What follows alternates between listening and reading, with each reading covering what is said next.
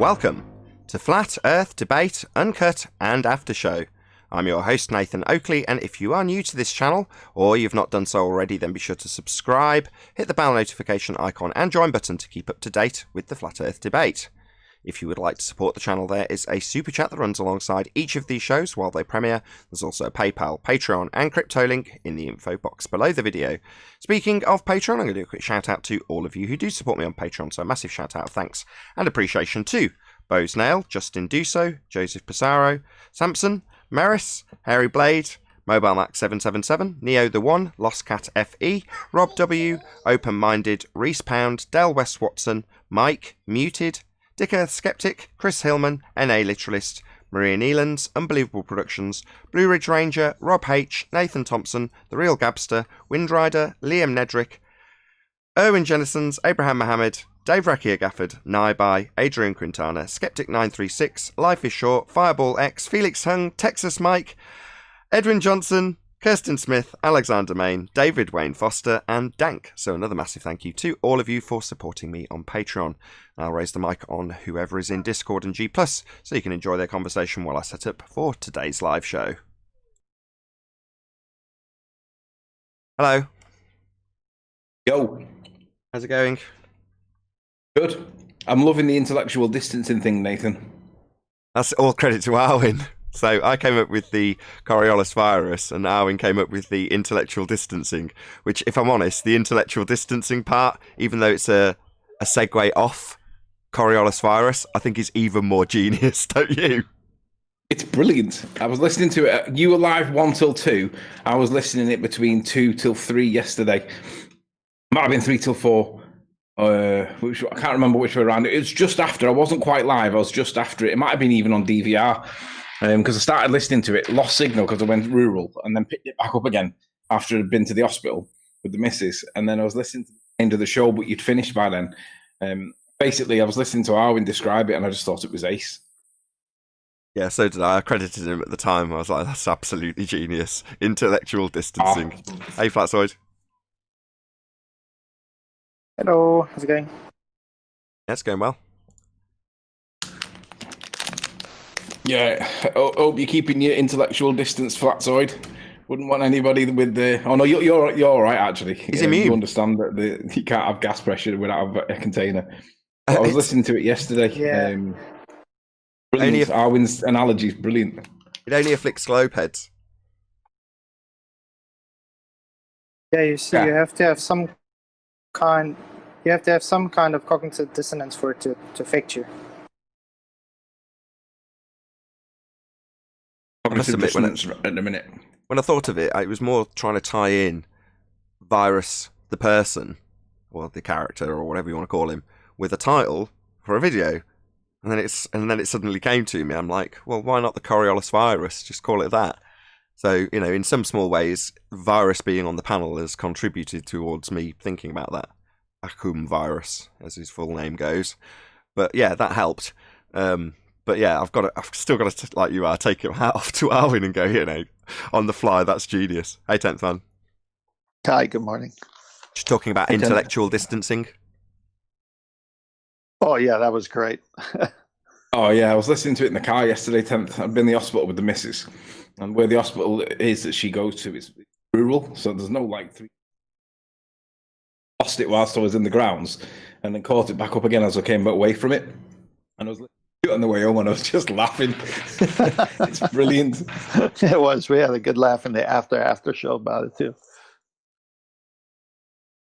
Nathan, how are you doing the shows now? Do you not put them straight back up again on your 1980 channel, or do you?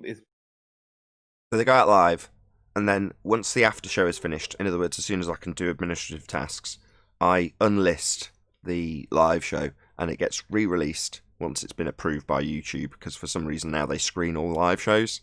So fine, I'll just delist it for 12 hours, which is what I do.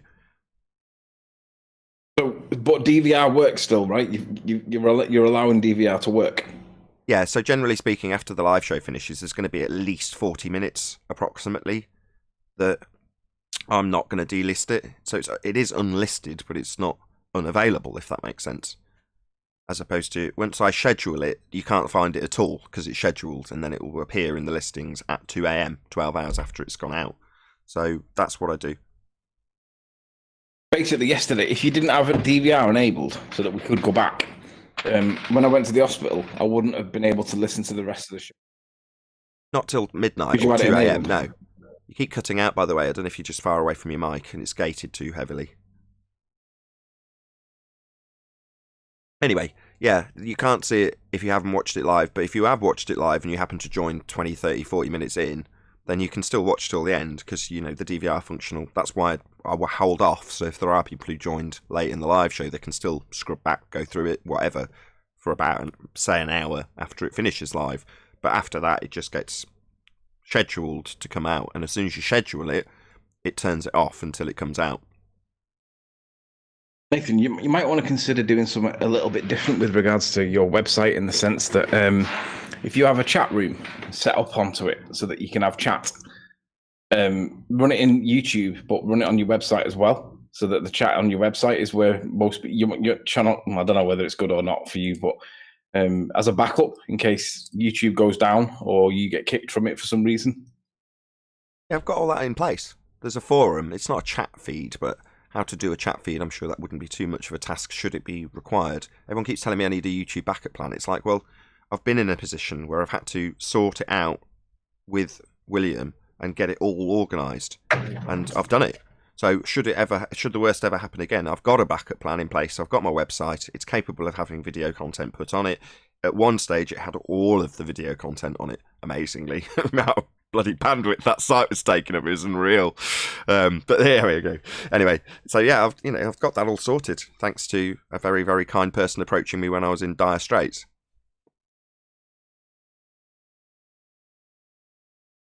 The gas pressure argument without a container, probably the easiest one and the strongest one that they've got against them.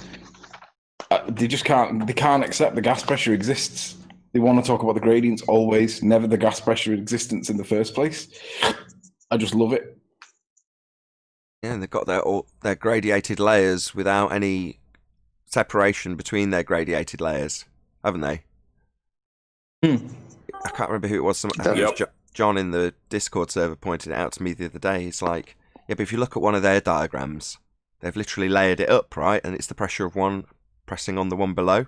Not that gas behaves that way, but that's how they've got it all layered up. Homogeneous layers. And you're like, what the hell? Suddenly it dawned on me, yeah, I've argued with George Nathan Oakley about exactly that, right? He's got one of those layers. Was it the troposphere, or I forget which one he used. Come to me. Anyway, the point is he's got one of these imaginary barriers, basically. Which one was it? Yeah, it's atmospheric law that they want to push, but it's barometric law where they have those layers, and they presuppose gravity in it. Right. Yeah, atmosphere, just a way of begging the question that air behaves how they want it to behave on a sphere-shaped model. Yeah, they just ignore the gas, ignore that it's comprised of that gas, and ignore the natural laws that actually dictate how the gas moves. I think what's actually happening in their head when they talk about space, even though they're in a vacuum, the strongest. I mean, if you look at the vacuum where they've had tests done in it, and they put, the people that have failed in it, like burnt his tongue started burning and all that. In their head, when we're talking about the vacuum of deep space, they're still thinking of that's just outside. So they conflate the 14.7 psi that we're in with the vacuum of space in their head because it's not connected. So they think that space is the same as the 14.7 psi. They don't realize or refuse to acknowledge that the differential between the two is gargantuan. They think that that's the same all the way up to space. They think space is what we're breathing right now. That's literally how they can't understand or comprehend the point we're pointing out. They think space is 14.7 psi. If you can look past the doublespeak, there's often many a true word coming out of Rumpus's mouth. In this instance, when he said the second law of thermodynamics doesn't apply to the Earth. Well, when he says the Earth, what does he mean by the Earth? He means the model. So therefore, when he says the second law of thermodynamics does not apply, he's being very literal. It doesn't apply to their Earth model.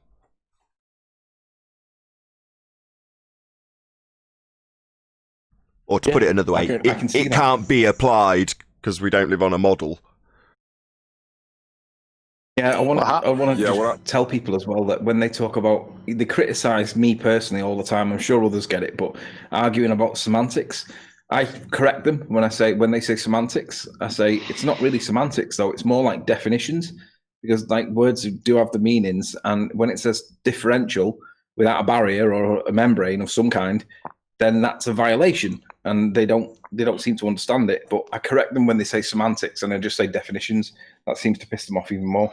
Well, it's the same thing, it's the same exact thing. Words and their meanings is semantics, but when they say semantics, they're implying that you have some sort of fallacy abuse going on when you haven't. You're just defining what a word means, and they're like, it's just semantics. What? The word and its meaning? Yeah, that's precisely what we're defining. Nathan, don't they equate air to weight and then try to say that the lighter gas is pushing on the heavier gas, which is a contradiction? Yeah, that's what John said a few moments ago. So exactly, they're just taking atmospheric laws and making gas do what they want it to do on a sphere-shaped model. In that case, pushing down, go boom, boom, whatever you want to describe it as. Well, they ascribe an imaginary volume to that gas so that it can press down on another imaginary volume. It's silly. Right. So, but just on the surface, without going that deep, how can lighter gas push down anything heavier than itself? Well, it's not pushing. That the only force that's going to be described in that atmospheric law is going to be the gravitational attraction that they've got going on, which isn't a force anyway, but that's how it's being described with the various different layers. The point being, or John's point being, that they've ascribed a particular volume to each of the layers. So you haven't got this harmonious gas being created at ground level, getting less as it goes up because there's nothing creating it halfway there. Obviously, there'll be less of it as it dissipates. That's entropy in action. But they can't have that process happening. They've just got the separated layers, as I say, as homogeneous layers, and it's just couldn't be more far removed from what gas does. Well, speaking of gravity, Dr. Becky had a YouTube that was labeled, "Why Don't We Feel the Earth Spinning?" And it's funny because we can just add that to the whole gravity. Why don't we observe mass attracting mass? Because it's 105-year out-of-date rhetoric replaced with a pseudo-Ramonian force-based bending? Well, let me go on. Why don't we observe water curving? Why don't we experience shorter flight times? Why don't we see Earth curvature? We can put the why don'ts in front of a lot of things. The Earth curvature only exists in the maths. The second law of thermodynamics violation that is their sky vacuum doesn't violate their second law of thermodynamics because it's not applied to their Earth. Well, my point in this is instead of putting out videos, ballers, of why we don't see, why don't you put out something that proves your point or your model? They can't put out anything saying, here's what we do see and it matches our model. They always have to come out and say why we don't have anything to match our model. Yeah, here's why we don't feel any speed changes. Here's why you wouldn't notice the Earth spinning. Here's how you wouldn't know gravity exists, but here's the maths for it. Well, Pretty silly case. all the things that I used to believe, and all the things I would say to myself, made sense when the horizon was geometric, when there was an R value. I'm glad you bring it up, because when Anthony says like the swiftest way to destroy them is with the gas pressure argument, they have no response. Well, yeah, prior to 2020, I'd completely agree with you, but the better argument is the black swan argument, because everything, and I do mean everything, is revolving around their R value.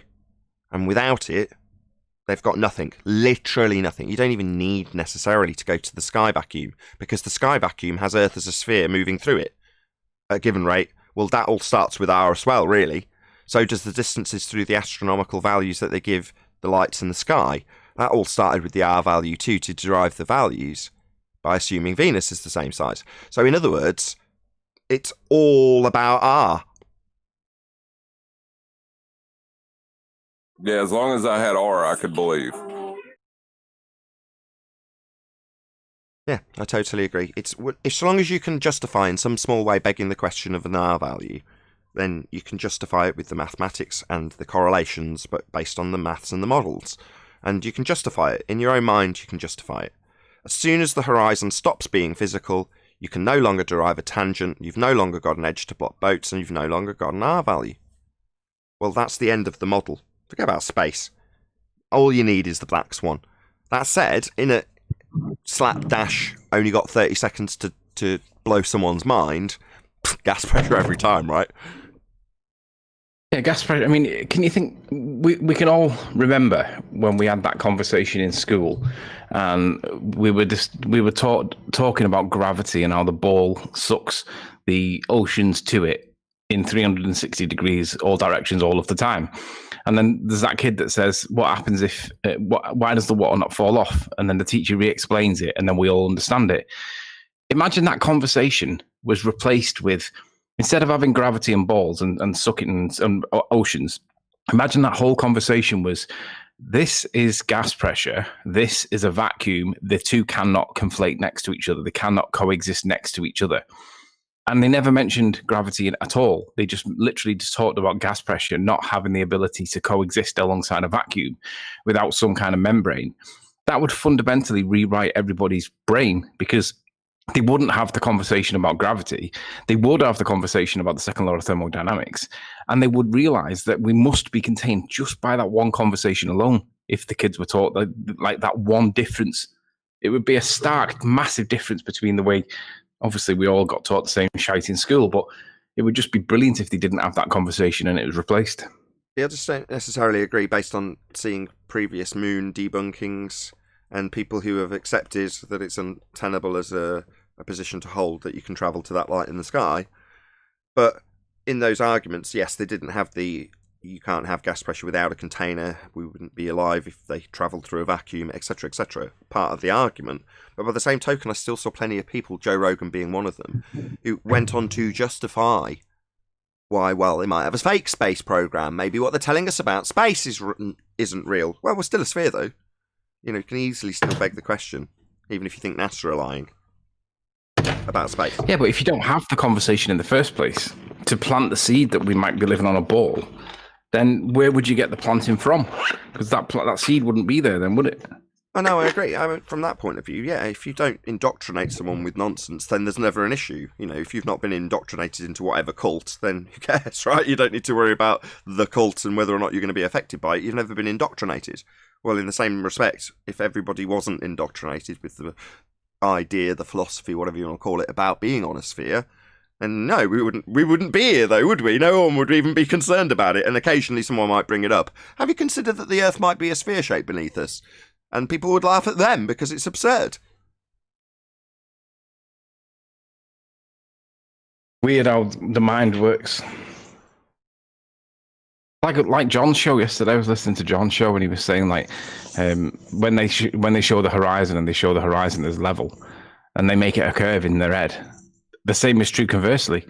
It's a curve in real world, but you've got to make that flat for them to understand that how their logic is flawed. It's like you're changing black to white or fast to slow. Curved and level are not conflatable. That's got nothing to do with the horizon. So whether or not you bend the horizon with a fisheye lens is irrelevant to whether or not it's got physicality in the first place. So that's where they want the argument. They want the argument. Flat Earther says, look, it's bent. The physical horizon. It's bending. And, the globe head. And the Flat Earther says, look, the physical horizon is flat. And it's representative of the land in its entirety. It's like, no, it's a not actual location. It's non-physical. It doesn't represent anything. It moves with the bloody weather. But arguing about whether or not that not actual location is straight or bent is where they want the argument. No. Who cares what the horizon's doing? It's a non-physical place. Non-actual. Apparent, if you will. Well, who cares what it's doing? Does it matter if it's bent? It's not an actual thing. Well, they're so confused now that they say that the Earth is a closed system, but it's got little openings for rockets to go out. That's a far cry from what they used to say, where it was an open system. On the cross-sectional area of the sphere, if you get it small enough, you can make it appear to be flat. that was one of the tricks I used to play on myself. Make what was appear to think be that flat? The surface appeared to be flat. The horizon created by the basketballing the example to appear to be flat. What's appearing to be flat? Yes. The ball you're using in the example to reify the horizon. I see. So again, it all boils down to your first point then.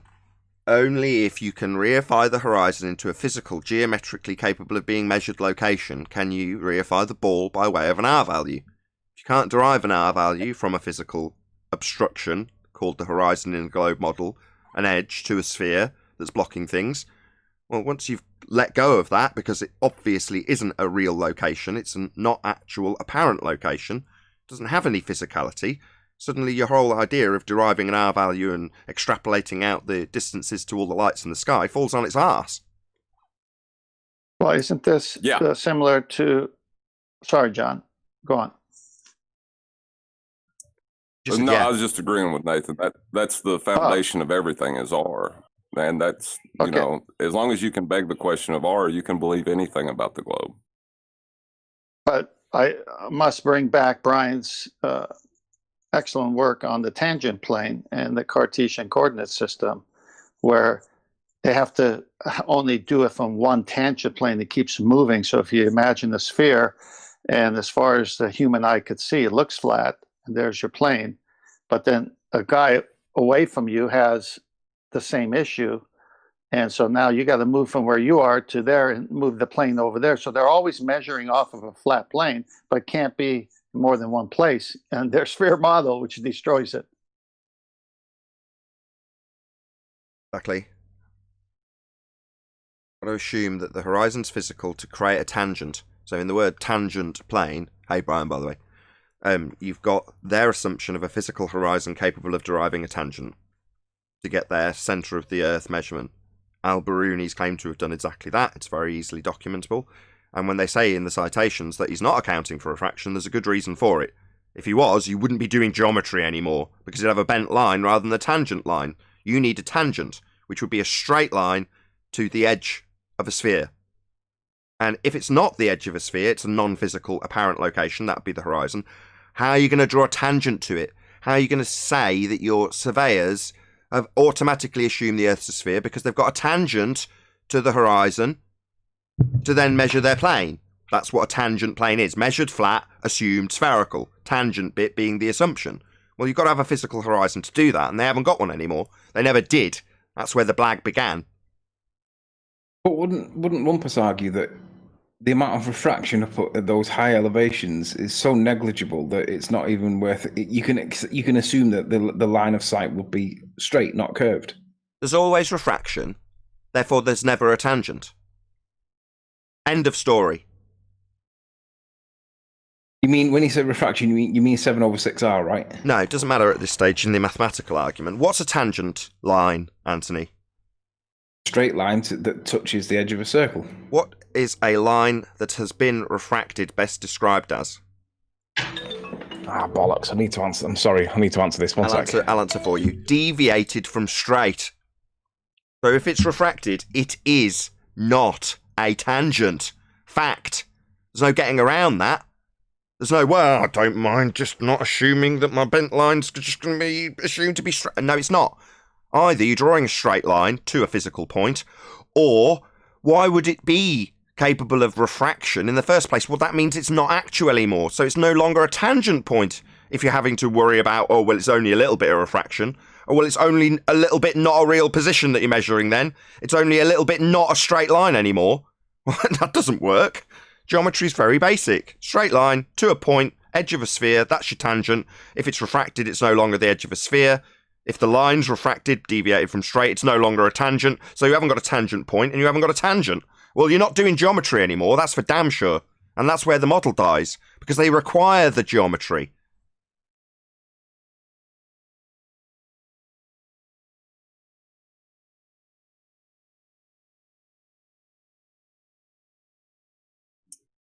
I remember when I used to listen to your show. Precisely why when they do readings with the sextant, they don't shoot any luminary below 15 degrees, so they don't have to worry about refraction.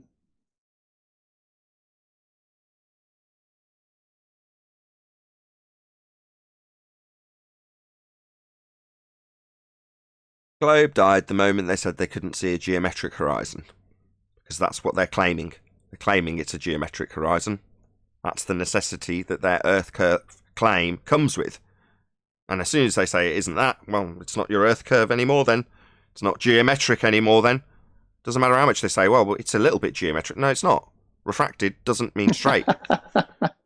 A little bit geometric, a little bit of matter gets out, a little bit closed, a little bit open. Listen, they're just scrambling.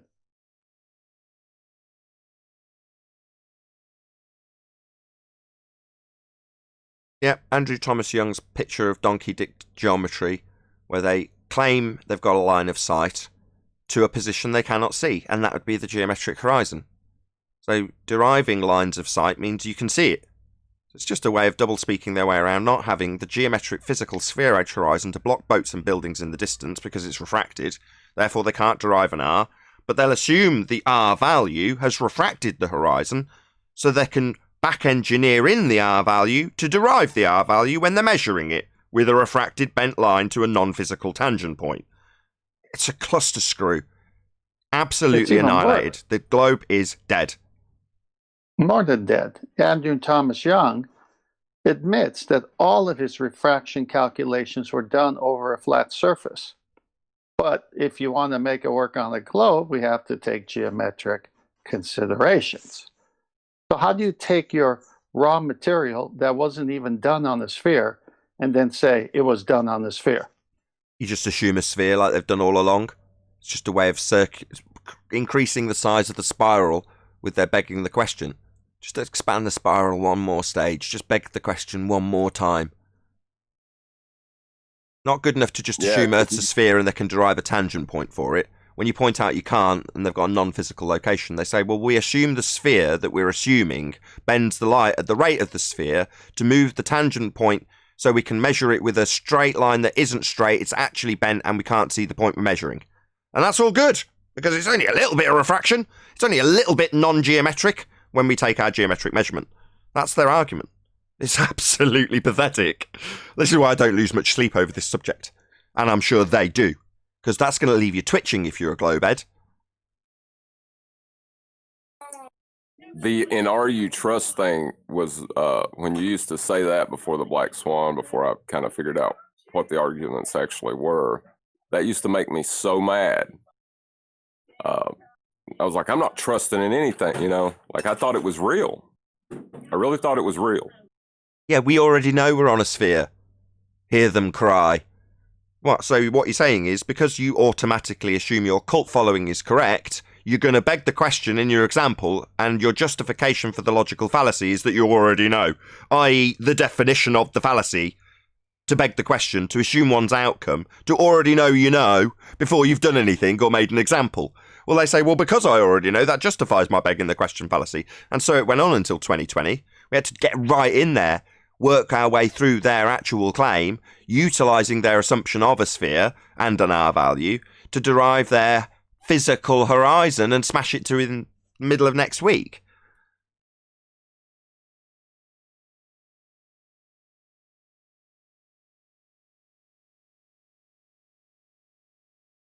Been a good year.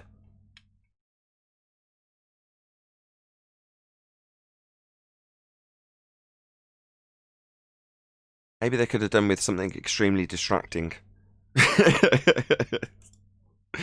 What do you reckon?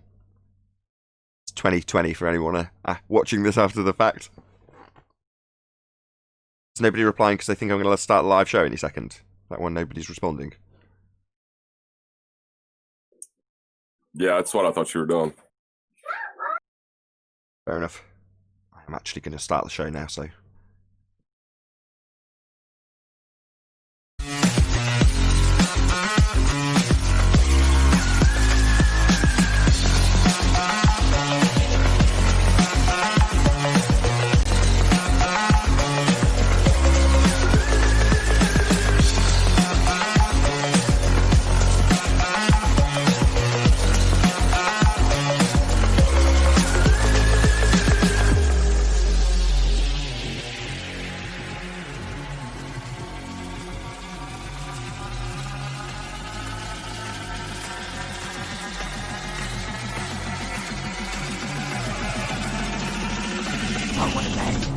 Welcome to Flat Earth Debate Live. I'm your host, Nathan Oakley, and if you are new to this channel, or you've not done so already, then be sure to subscribe, hit the bell notification icon and join button to keep up to date with the Flat Earth Debate. If you would like to support the channel, there is a super chat that runs alongside each of these shows while they are live. There's also a PayPal, Patreon and crypto link in the info box below the video. Most importantly, if you'd like to join the discussion, simply mute the page you are currently watching, then click the link in the info box below this video to join the panel and express your views on the nature of Earth. If you do join, please don't swear. If you do, you'll be ejected, and if you are, please don't try to rejoin the stream using sock accounts. You'll be warmly welcomed back on the next stream. Please also share the show on social media. Sharing the show obviously increases the live audience, but this in turn increases the chances of a more diverse panel. So please share the show on Facebook and Twitter. One last time, if you're new to the channel or you've not done so already, then be sure to subscribe, hit the bell notification icon and join button to keep up to date with the Flat Earth Debate. Now we are joined by Sleeping Warrior, 10th Man, Brian's Logic, and I believe Flatzoid lurking around somewhere, together with a whole bunch of people in Discord. So welcome one and all. Good afternoon. Well, that was about the least enthusiastic welcome I've ever given to anybody on the show. So thank you for saying something, Ryan. Has everyone disappeared from G+, or is there an issue? Brian, Sleeping Warrior. Unreal. Can you guys not hear me? Discord's working. I don't know. We've got Discord working fine, but nobody in G+ is giving me a response. So I don't know if they can't hear me, but it'll just be you and me for the now, Ryan. Any evidence of Earth curvature? Wouldn't that be geometric R value related to the horizon? Yeah, geometric R-based physical, presumed to be horizon, tangent point. No, that's just silly. Can you hear us, Sleeping Warrior? Yeah, why? Because everyone disappeared right after my intro. That's why. Oh, sorry. Brian didn't answer, you didn't answer, 10th didn't answer. Anyway, at least there's no issue. I was just going to say, maybe we could say, like, in George Musa style, there is no evidence of curvature or geometric horizon, but you can think that there is a geometric horizon. Nobody in the chat either.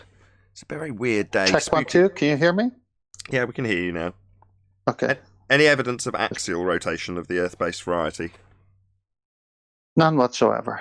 We would see Sky's 15 turning, degrees. Nathan. Again? The sky is turning, Nathan. That's evidence that the Earth's turning.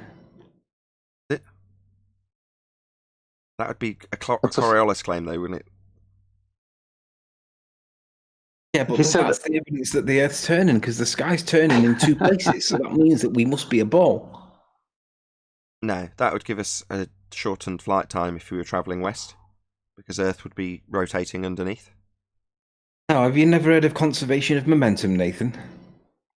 Conservation of momentum isn't drift, though. The claim Earth has is 15 degrees an hour drift as Earth turns underneath. But we wouldn't expect to see drift, Nathan. We're conserving momentum as we fly. Are you a moron? Thanks, no drift then. Yes, of course there's no drift. We're conserving momentum. All right, thanks. Welcome to Flat and Stationary Earth. Hey, Well, how's we're it going? conserving momentum. There is no drift. You just don't understand. Well, if there's no You pull it. drift, then there's no 15 degrees an hour deviation to prove we're spinning. Oh, there is when I need it to be. So Bob from Globebusters proves that the Earth's turning with his gyroscope. So there's drift then, Nathan.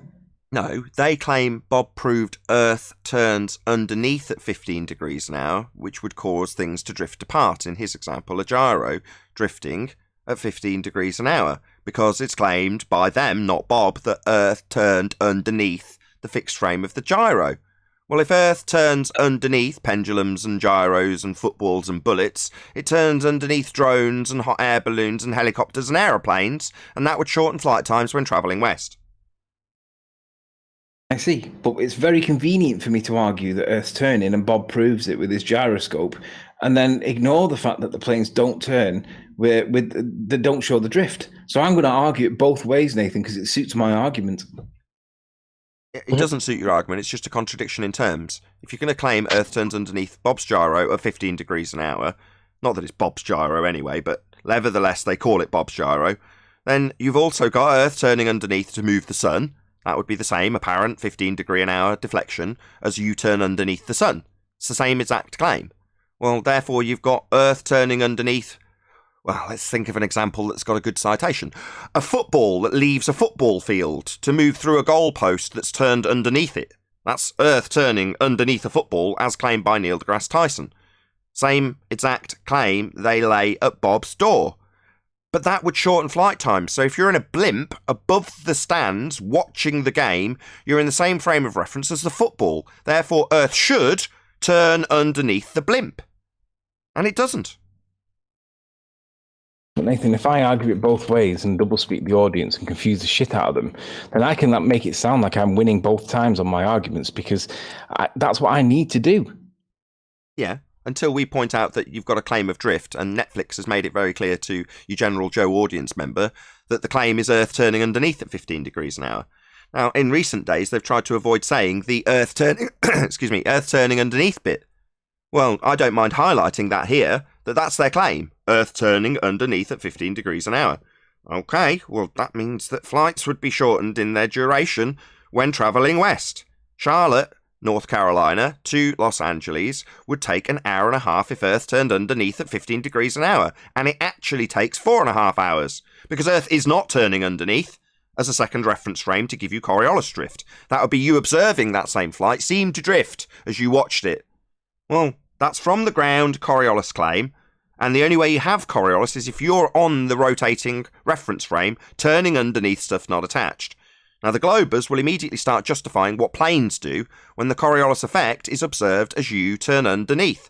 So the effect has to have you turning underneath, and all they do all day long here is deny their own claim that we turn underneath at 15 degrees an hour to cause drift to be apparent. That'd be things drifting away from you. They just deny that because it doesn't happen. But their claim is very much Earth turning underneath. Now, obviously, this kind of intellectual poison is going to cause disease, and it has. We now have 8-time confirmed cases of the Coriolis virus. You know, we were racking our brains, and Arwin, the genius that he is, came up with the best plan for us to advise these infected individuals of what best to do to stop the Coriolis virus spreading throughout the entire globe kingdom, or whatever they call it, their global belief. Well, if it's going to be prevented, you need to exercise intellectual distancing. Because if you're interacting with these people who tell you that you've only got one reference frame and the Earth doesn't turn underneath, debunking for cult and debunking what they've laid at Bob Nodal's door, then we're going to just point out that you need 15 degrees an hour drift. No drift then. No proof we spin then. That's a disease that needs stamping out. You need to get your own claim correct on the globe side. You think there's 2 reference frames, Earth turning underneath, 15 degrees an hour drift as you turn underneath. And these infected individuals like SciManDan and Craig and Becky, Rumpus, they're all going against the actual narrative put forth by people like Neil deGrasse Tyson as they claim Earth turns underneath a football. They'll tell you things like, you and your reference frames are ruined, addressed to us the flat earthers who don't require them, because they're diseased. Their brains are going to mush, and it's going to infect you if you're near them. If you're near Craig and he's showing you videos of tractors pulling men not drifting underneath trampolines and telling you, look, no drift, that's going to poison you if you're a fundy, because you're under the apprehension, incorrectly, that you've got drift because Earth turns underneath stuff not attached. So as soon as we can get them all whipped in line and get this disease spread contained, that would be Coriolis virus, by way of intellectual distancing. Don't go near the poisonous individuals telling you, as a globehead, that you shouldn't have drift, when that's what the cult's claiming. Then you'll be alright.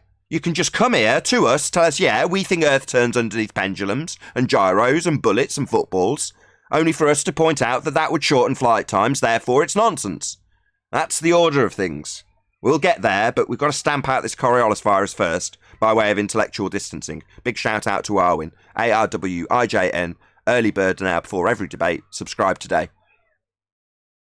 The thing is, though, Nathan, if I argue conservation of momentum, that persuades people on my side that the Earth you wouldn't expect to see any drift, and because they're stupid and they don't listen to the show, it means that when you point out then there's no apparent drift, that means that you can no longer comply with the definition, the requirements for Coriolis effect, because you need that drift. But if I've got a plausible sounding scientific excuse for why we don't see the drift, then I can persuade people that there's no contradiction in terms, and therefore I can pass my infection onto them because they're now infected with the Coriolis virus. Exactly, that's how it happens. It's like snogging. Conservation of momentum, that's a symptom of the disease right there. Exactly. Yeah. It's like snogging and you all cooties. remember to intellectually distance. Exactly, It's Arwin. beautiful, Alwyn. Good afternoon, guys. There's a couple of other bits, actually, as well. You know, once it's time to put in intellectual distancing in, the time to know it, I've been doing a little bit of research and just checking. So other than the loss of taste and smell, you'll also find the person you're talking to will probably miss contradictions. And the easiest way to confirm a positive case is they'll have an inability to formulate using the scientific method. So look at that. Very good. Yeah, and if they start to justify to you as a globehead that there is no drift, single reference frames, and flat earthers' reference frames have been ruined, then recognise the trap. Just go and quote them for cult and say, look, for cult saying Earth's turning underneath. Netflix said a flat earther had proven Earth turned underneath at 15 degrees now. Why are you trying to poison me like in Zombieland? I'd just like to point out that the conservation of angular momentum argument still requires an R, even though that would not be Coriolis. Yeah, they've still got to assume Earth's a sphere and turning. It's just in their example when you've got a Coriolis virus infected victim speaking to another globehead about how there isn't two reference frames and stuff isn't turning underneath, they've got to explain it with the conservation of angular momentum. And when they do that, again, if you're a globehead, recognise that you've got 15 degrees an hour drift as your claim, and that the conservation of momentum, assuming Earth is spinning, and that the atmosphere is violating the first law of thermodynamics by spinning with it, that in itself should be enough to tell you that that's not true.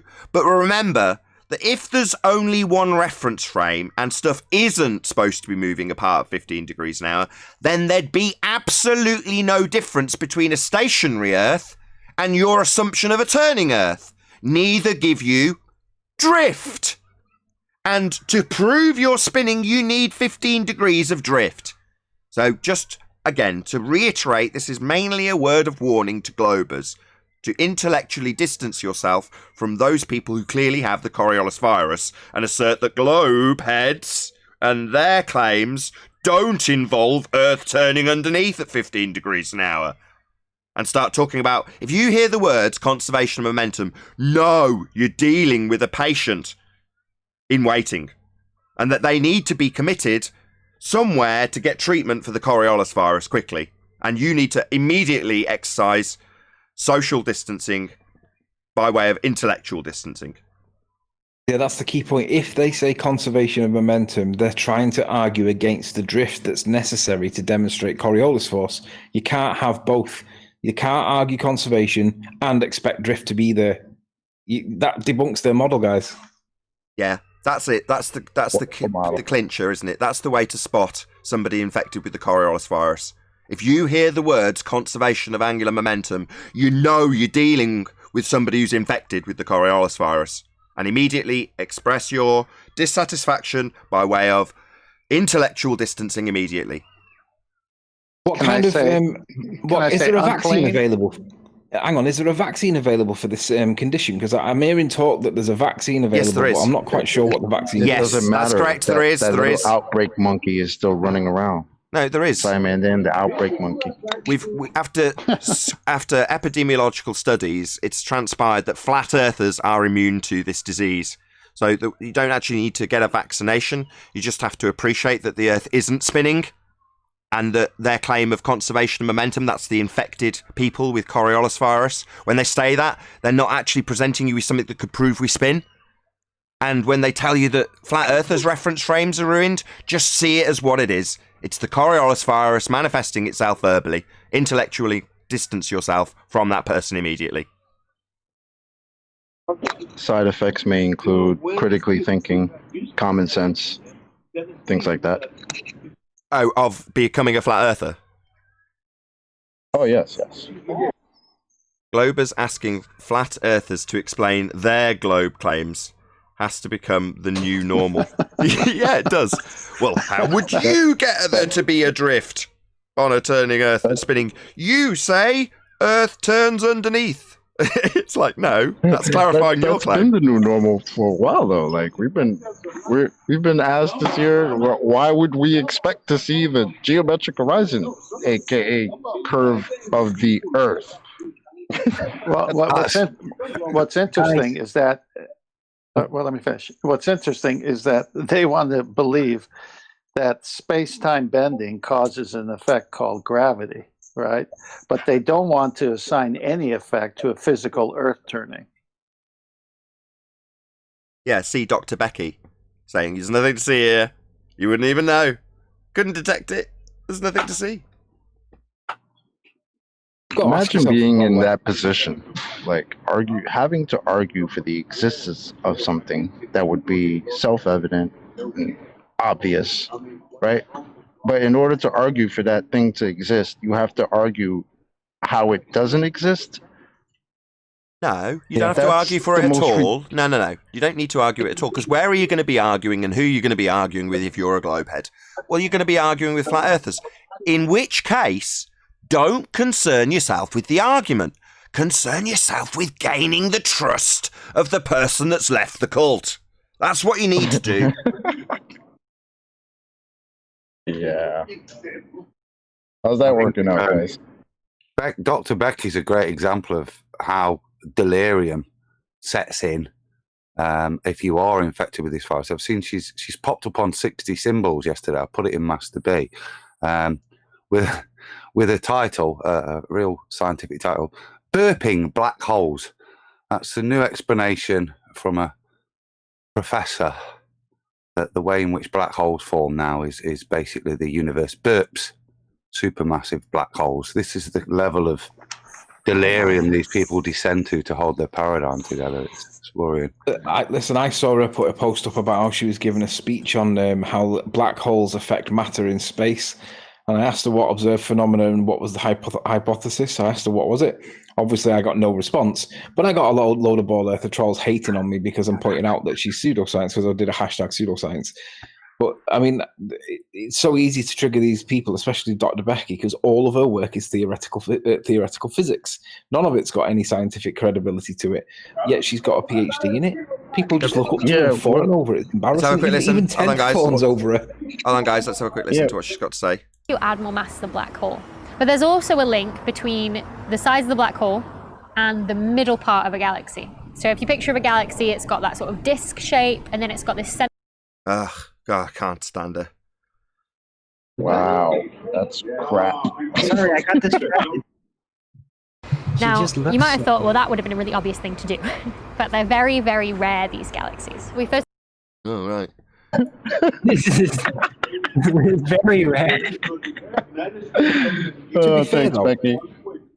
To be fair, though, she has upped the game in like improved the standards of ball earthers, because all the ball earther females generally are pretty ugly.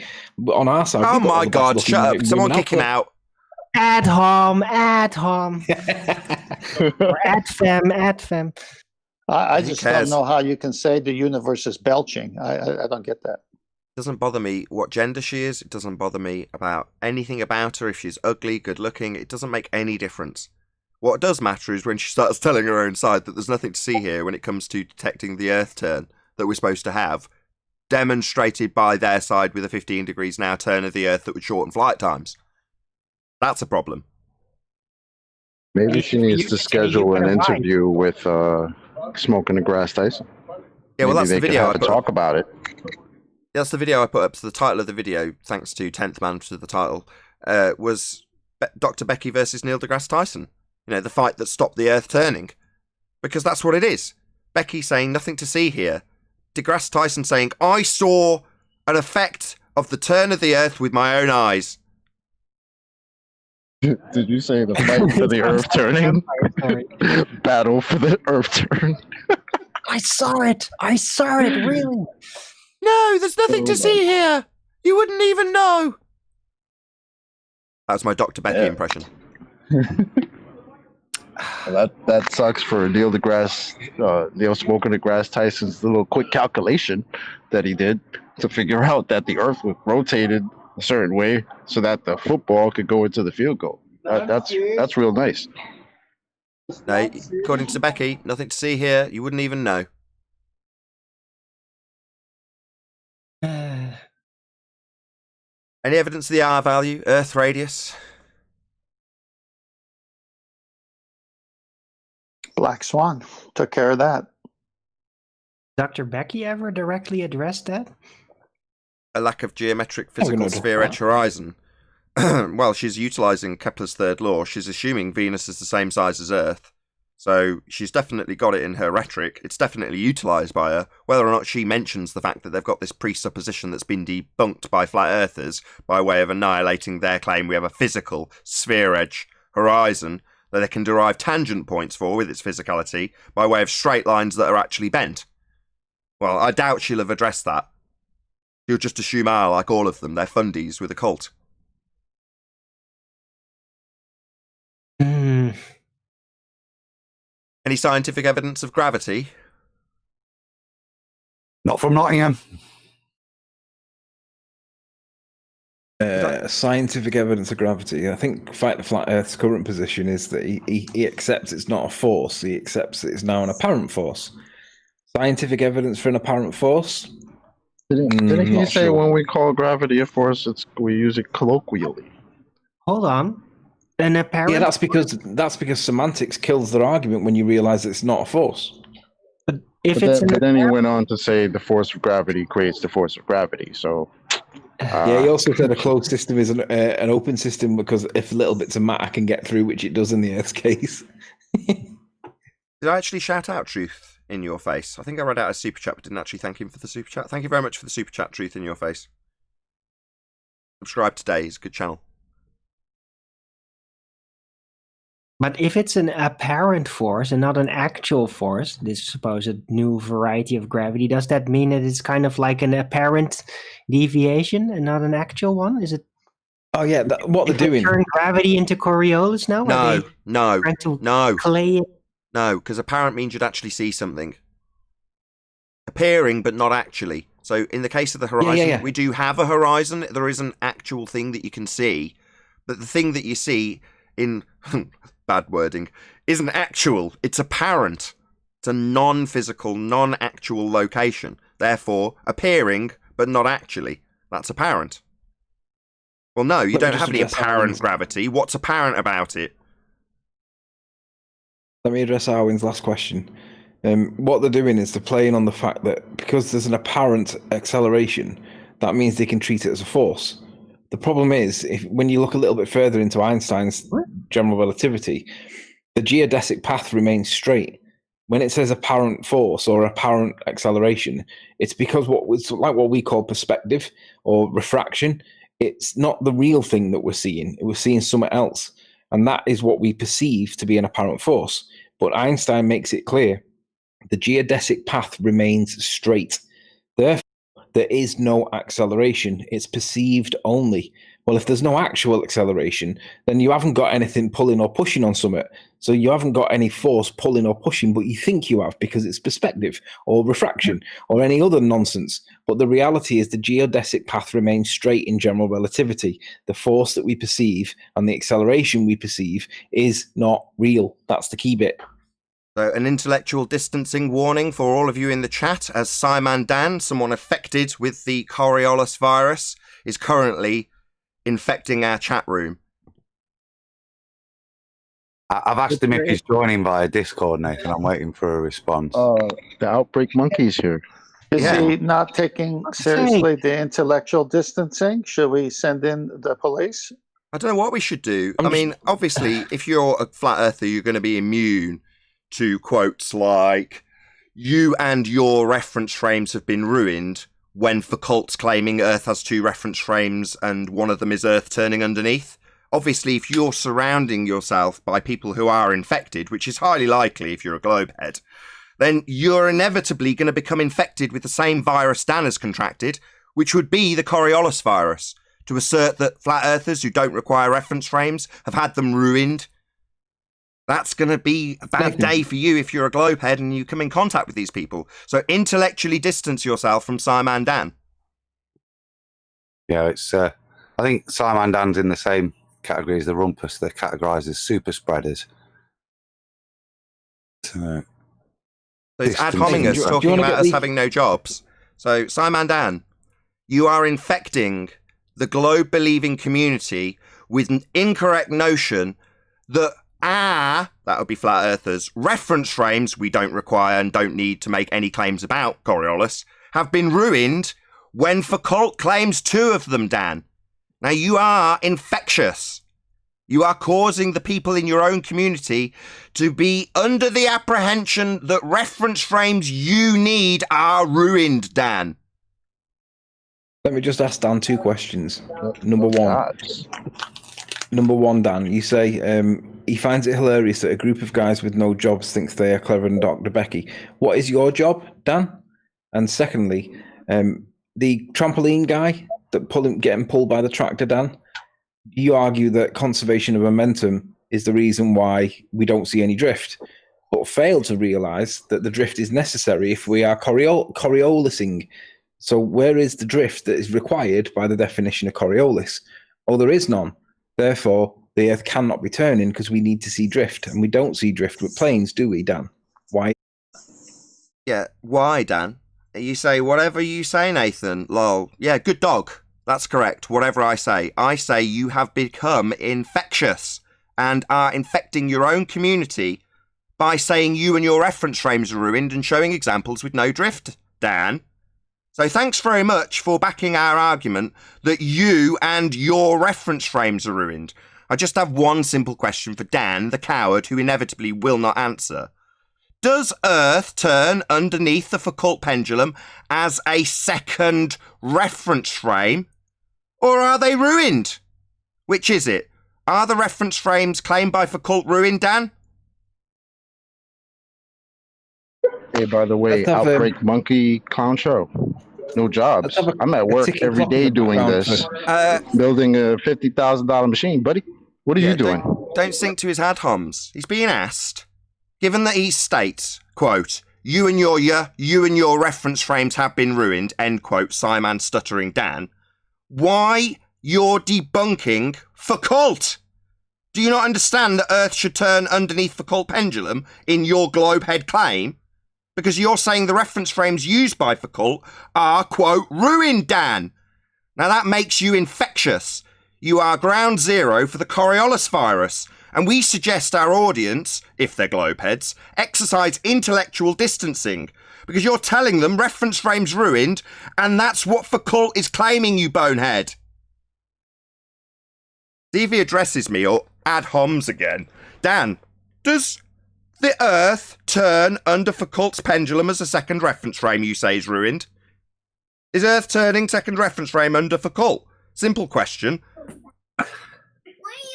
I'll leave if he wants to come in. No, he's saying I got a lot of mileage out of the tweet. No one's asking you about a tweet, Dan. We're asking you about Foucault, you coward. Even from the chat, you're my bitch. So, does the Earth turn under Foucault's pendulum? Yes or no? Are the reference frames ruined, as you say? Or is Earth turning under the Foucault pendulum? It's a simple yes or no question. This infected clown can't answer. Seems to want to talk about his social media interactions on Twitter, rather than answer a direct question about his rhetoric about being on a globe and whether or not Earth turns underneath the Foucault pendulum as a second reference frame. Yes or no, Dan? Yes, Earth turns underneath the Foucault pendulum, second reference frame I say is ruined. Or no, you and your globehead reference frames are ruined. Which is it? LOL isn't an answer, Dan, you abject coward. You're getting teabagged from the chat. You don't even need to be here. You can't answer me, can you, coward? Yeah, little emojis rather than a yes or no answer to a direct question. Why aren't you defending your fundamentalist religious globe belief from the chat with a simple yes or no to a direct question? You abject coward. It's a definite another confirmatory symptom, Nathan, isn't it? Is inability to directly answer a simple question. Let's ask it again. Does Earth turn under Foucault pendulum underneath as a second reference frame, Dan? Right. Sorry, Yeah, Adam, that's Discord? because of the hold on, delirium part as a side effect. Someone in Discord wanting to add something? I heard cries from Discord. Maybe not. Can anybody hear me? Yeah, we can hear you, Arwin. Okay, just checking. Arwin is ace. I wanted to expand because Adam said, oh, he's unable to answer questions. Well, maybe that's like the compounded toxicity that comes with the Coriolis virus, because that's what it happens. So they get like a delirium and they are no longer able to answer straightforward questions. So that's like aggravated symptoms of the Coriolis virus once you really get the infection deeply. So you could consider it like a fever, as it were. Fever phase. That's all right. We're building up a good case there, Arwin, of clinical symptoms which will confirm diagnosis. Hold on. Anyway, I'm off. Have a great day, guys. So you're not going to answer a direct question that is a globe claim? Are you so moronic that you don't understand that you've ruined your own reference frames that are claimed by Foucault, Dan?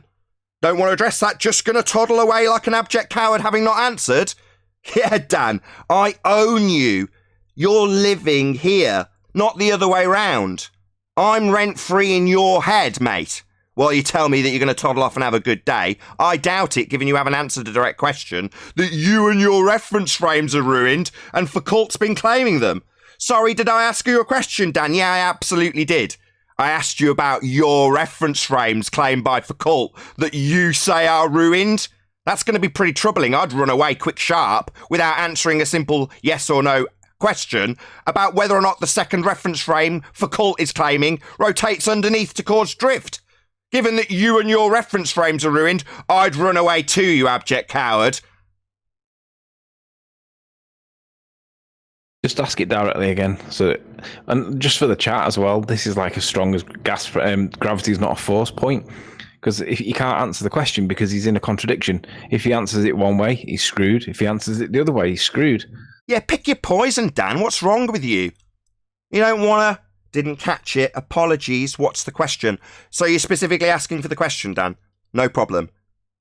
Nice short pause, so you, who are obviously slow, can comprehend the question, which has been asked multiple times. Your sarcasm isn't going over, I'll just repeat it, so my audience appreciates that it's still not been answered despite your asking for clarity. The question is, does Earth turn underneath the Foucault pendulum as a second reference frame? Yes or no? Then I'll go on to quote, you and your reference frames are ruined if you say yes, given that you're under the misapprehension I've got reference frames to debunk, when Foucault is claiming them on the side of the globe, and you're debunking them, you abject moron.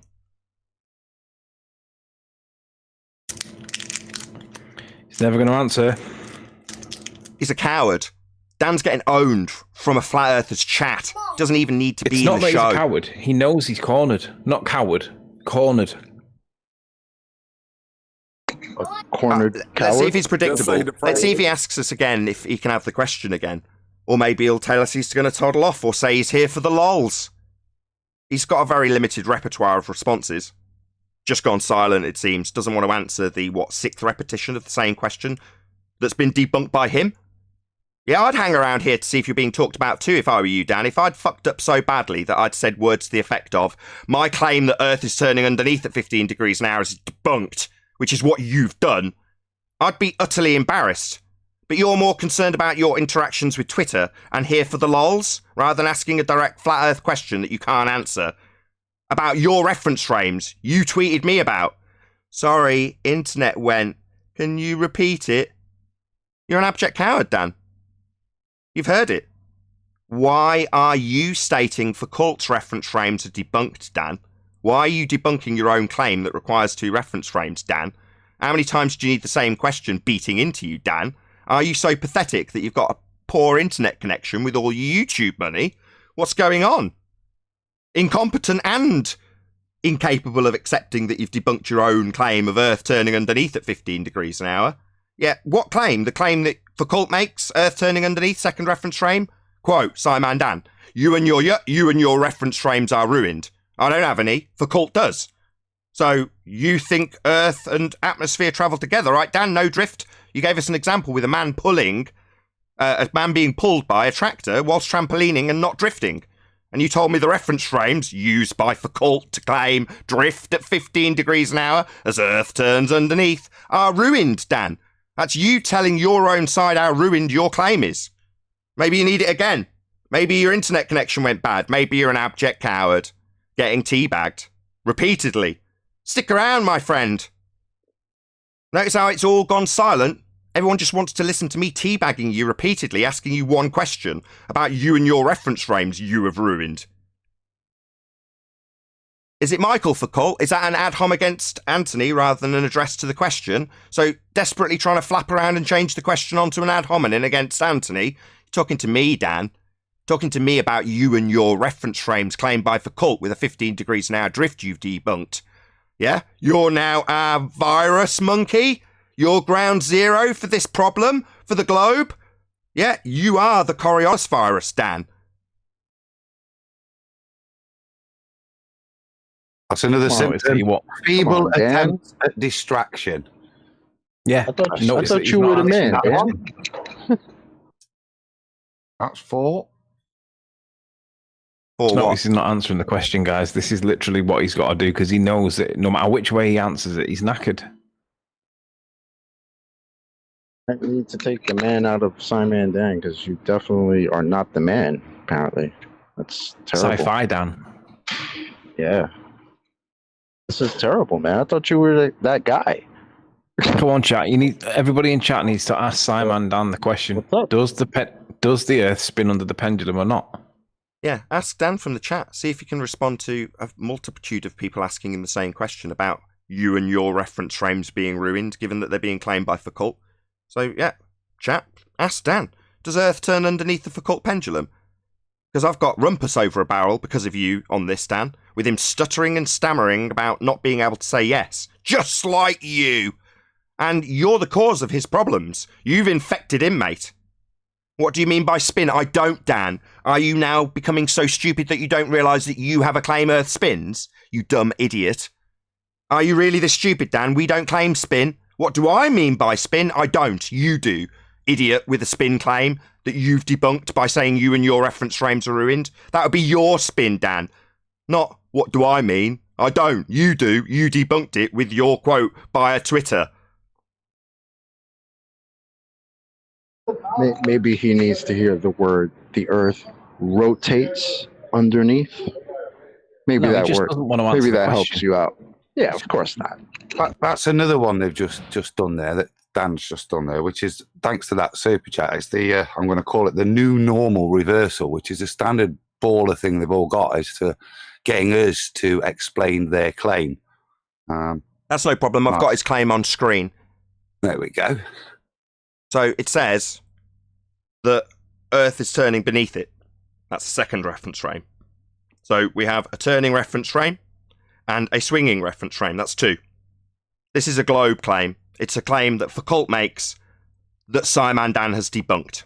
Because according to SciManDan, quote, you and your reference frames have been ruined. Now, we don't have any. Foucault is claiming 2 of them to prove Earth spins. And when I ask Dan, does Earth rotate under Foucault pendulum, either he's so stupid he doesn't know the answer, or, as we're correctly asserting, he's been infected, or is ground zero the infected monkey, for the Coriolis virus. He's not saying, yes, this is your claim, Globers. Earth turns beneath it. That's what Coriolis is supposed to be demonstratable by way of Foucault's pendulum, second reference frame turning underneath the pendulum. And when I asked Dan, is Earth turning underneath the pendulum? What? He needs 5 repetitions, 6 repetitions of the question? His internet's got trouble? Can't give a straight answer? That says it all. This is your most subscribed to Globe Defender, anti-flat earther, and he can't even say yes when asked if Earth turns beneath a pendulum to prove Earth spinning. Can't even answer me. Why? Well, because Earth isn't turning beneath anything. If there was a Earth second reference frame turning beneath the pendulum, then Earth would be turning underneath stuff, and that would shorten flights when travelling west. NDT is the man to ask. Well, you definitely aren't. NDT's claiming 2 reference frames, SciManDan. Earth turning beneath a football? Shall I go and tell him from you that you and your reference frames, that'll be NDT's reference frames, are ruined? Because you're pissing in the face of NDT's claim that there's 2 reference frames, Dan. Quote, SciManDan, you and your reference frames are ruined. Right? That's not my reference frames, that's Neil deGrasse Tyson's reference frames, Dan. And Foucault's reference frames, Dan. And when I ask you if Earth's turning beneath this shit, you say I've got internet problems, like a complete bitch. Well, by pointing at the other guy, he's basically admitting to his ignorance about it. Yeah, why people subscribe to SciManDan? He hasn't got the vaguest clue. Defer to bloody Neil deGrasse Tyson, eh, Dan? Why are you making videos about this stuff if all you can do is refer to Neil deGrasse Tyson, appeal to authority when you're challenged by a flat earther? It's absolutely pathetic.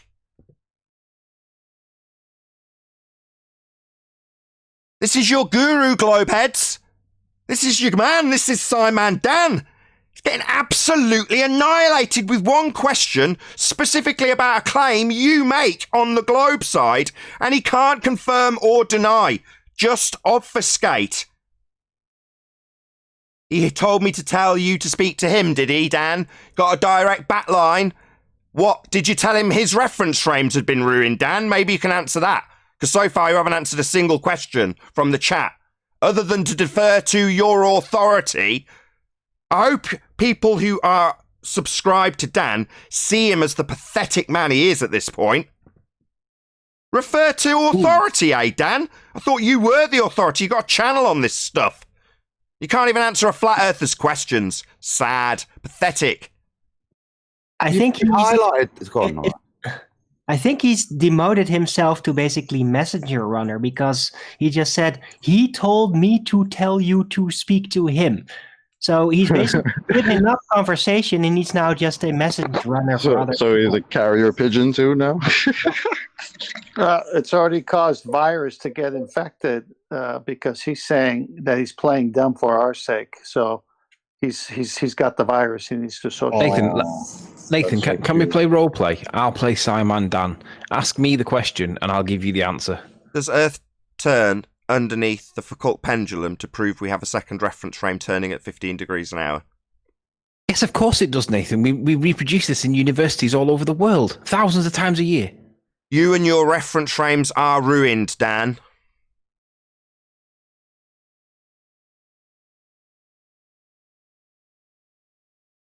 Oh, that was a short conversation. This is pathetic, Dan. Seriously. Like, if I was a Globe, I'd be laughing at you hard right now. It's ridiculous. Just read out Red Pill's comment. At SciManDan, quote, refer to authority, aka I'm too dumb to understand. I just regurgitate. Yeah, he's basically saying, he's disclaiming his level of bitch in our comment section. I'm just NDT's bitch. He's told me what to say and I'm saying it. Him and I are really tight. No, you're claiming you're his bitch. And you don't even understand his rhetoric. He's got 2 reference frames, an Earth turning underneath a football. You're telling flat earthers that their reference frames they don't claim are ruined, Dan. And the only one with claims of reference frames turning underneath stuff is you and Neil deGrasse Tyson, while you simultaneously debunk them, you idiot. It's a tough subject, is it, Dan? Yeah, you're damn right it is if you're a complete mong, which you are. You haven't got the vaguest clue. Otherwise, you wouldn't be going around debunking reference frames, you abject moron. But he says it's a tough subject, but we understand the subject. It's tough for him because he can't respond. Do you not get that, Dan? The audience gets it, Chocolate. That's for damn sure. The audience can recognise that he's been asked repeatedly to answer a question that he's not answering. We've already got a quote from him on the subject, so he seemed to feel at one stage that he was somehow an expert on this stuff, so much so he could contradict a flat earther with his tweet saying you and your reference frames are ruined. Well, if my reference frames I don't use are ruined, and Foucault uses them, 2 of them, to claim Earth's turning underneath as 15 degrees an hour drift occurs, why would it be the case that Dan simply can't answer that? Does Earth turn underneath the pendulum, Dan? No answer. Internet problems, lots of distractions, asking about whether or not Anthony can identify the correct Foucault, rather than answering a simple question about you and your reference frames that you say are ruined, Dan. How many times you got to be asked, you abject coward? Nathan, he's going to make another video, a proper response. You're in chat now. This is live, Dan. You just need to say yes, in line with Neil deGrasse Tyson, so we can pummel your claim that Earth turns underneath at 15 degrees an hour, because that would shorten flight times. You'd launch a drone on the equator and Earth would turn underneath it at 15 degrees an hour, meaning it would whiz away as you spun underneath it at 1,000 miles an hour. You'd have a flight from Charlotte to LA, taking 1.5 hours instead of 4, because Earth would be turning underneath the plane at 15 degrees an hour. You'd have hot air balloons launching in the air, and Earth turning underneath them at 15 degrees an hour, and they'd land in a different country. Now, obviously Dan is disclaiming that he needs to research this a bit more, because he's an abject moron. He hasn't got the vaguest clue what Coriolis is. When he tweeted me, he didn't have the slightest idea what he was doing, and the net result of that is he's debunked his own side's claim. Yeah, go away and research this, you idiot. Dan, you won't need to research it. The actual answer to does the Earth rotate underneath a pendulum is no. It's stationary. That's correct. Earth isn't rotating underneath anything at 15 degrees an hour. The fact that Dan doesn't understand his own side's claim is irrelevant. He's stupid. But their side's claim from the high priests, which he defers to, is totally in contradiction of his tweet to me, which says you and your reference frames are ruined. No, Dan, you require them. We ruin them by pointing out it would shorten flight times if Earth was turning underneath. But you can't even claim that rhetoric because you don't understand it. You need to go away and do a bit of research. Asked a direct question about a Foucault claim that we can put on screen instantly, you can't even give a yes or no answer. But what you can do is tweet about how the reference frames used in that example are ruined, right, Dan? Give me a week or 2, right, Dan? Yeah, you'll need longer. I'm over here laughing that he said it's a tough subject. Meanwhile, he thinks he's the man at this. Why are you making videos on Coriolis Effect if you need a week or 2 to look it up? You've already published your nonsense. You're already getting teabagged by flat earthers. What, now you've published several videos on the subject? You need to go away and research it, do you? That's what it takes, is it, Dan?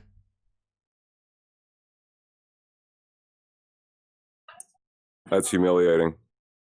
We're not asking Neil deGrasse Tyson, Dan. We're asking you. This is a question for SciManDan, the abject coward infected with Coriolis virus. Does Earth turn underneath the Foucault pendulum as a second reference frame? He says it takes ages for NDT to come back at him. I thought you were close buddies. Could it be that you're just his bitch? Dan? He's still waiting. He's waiting for the call back. to know which way to approach this argument. Bless him. Bless him. He thinks they're tight. It's just delusional. Direct line of contact with Neil deGrasse. Just delusional. Well, technically, it's an ecumenical ball matter, isn't it? So he does have to go to a high priest for clarity on the contradiction. So you'd already know. He's making videos on it. You should know. I mean, the confusing thing is he's making videos that call Neil deGrasse a liar, that Neil deGrasse's explanation was nonsense. So I'm confused as to why he'd want to go to him after he's called him out as a bullshitter. So why he's now deferring his authority to somebody else he's just opposed his opinion is even more confusing. But it gets to that. Maybe another symptom of the virus is this inability. I mean, Adam, do you think he's even aware? Hold on, chocolate. Go on, Adam. This symptom is what? It's another one, isn't it? It's symptomatic. It's the missing of the contradiction. But fundamentally, and I think this is the final real stage, is where they'll come out and make blasphemous statements in denial of their high priest. That's the kind of final decider for me, where their high priest is standing up, and to keep with their rhetoric, they even have to deny the official doctrine. Right. But that's what I was just going to ask you. Do you think he's even aware that his tweet directly contradicts Smoking the Grass Tyson's claim? Do you think he's even aware of it? I think when he put it out, I don't think he did, but I think so he might be aware now. Yeah. But that's the whole point. It's the non-awareness of it, and then the continuation of the argument, supposedly argument. That is really what starts the Coriolis virus. So that's how you make it. He's more like, as he said in chat, he'll become aware of it in the next 2 weeks once he's researched it. Oh, really? That's cool. While he's at it, he needs to contact Dr. Becky as well, because she has a completely different argument to NDT. Yeah, you guys might want to all get on the same page here. We need to have an emergency help for virus. He seems to think that he understands Coriolis and refers to the show Nathan did that debunked his support citation. He's under the impression it's not what it is. Well, if he's actually going to do a video with these guys, I'm very curious what they will say about it. Maybe there will be new magical moments, just like with Mr. Sensible and all that. Remember? Well, I'd rather ask him the question that was, I'll paraphrase what Adam said into a question. SciManDan, are you aware that you are debunking your high priest's claim by declaration that reference frames are ruined? Are you aware that you stand in direct contradiction of Neil deGrasse Tyson? See if you can answer that. He hasn't answered anything so far. Total coward.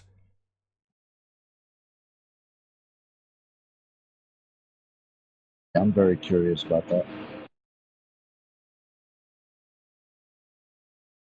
While we're waiting for that, we'll get a couple of super chats read out. So first and foremost, James Richard, quote, "Where was thou when I laid the foundations of the earth? Declare if thou has understanding. Nobody was there, but we do know who declares they have understanding." And what a revealing it is. Thank you very much indeed for the super chat, James Richard. Also, Retro Bill, congratulations to Sean Hawkins.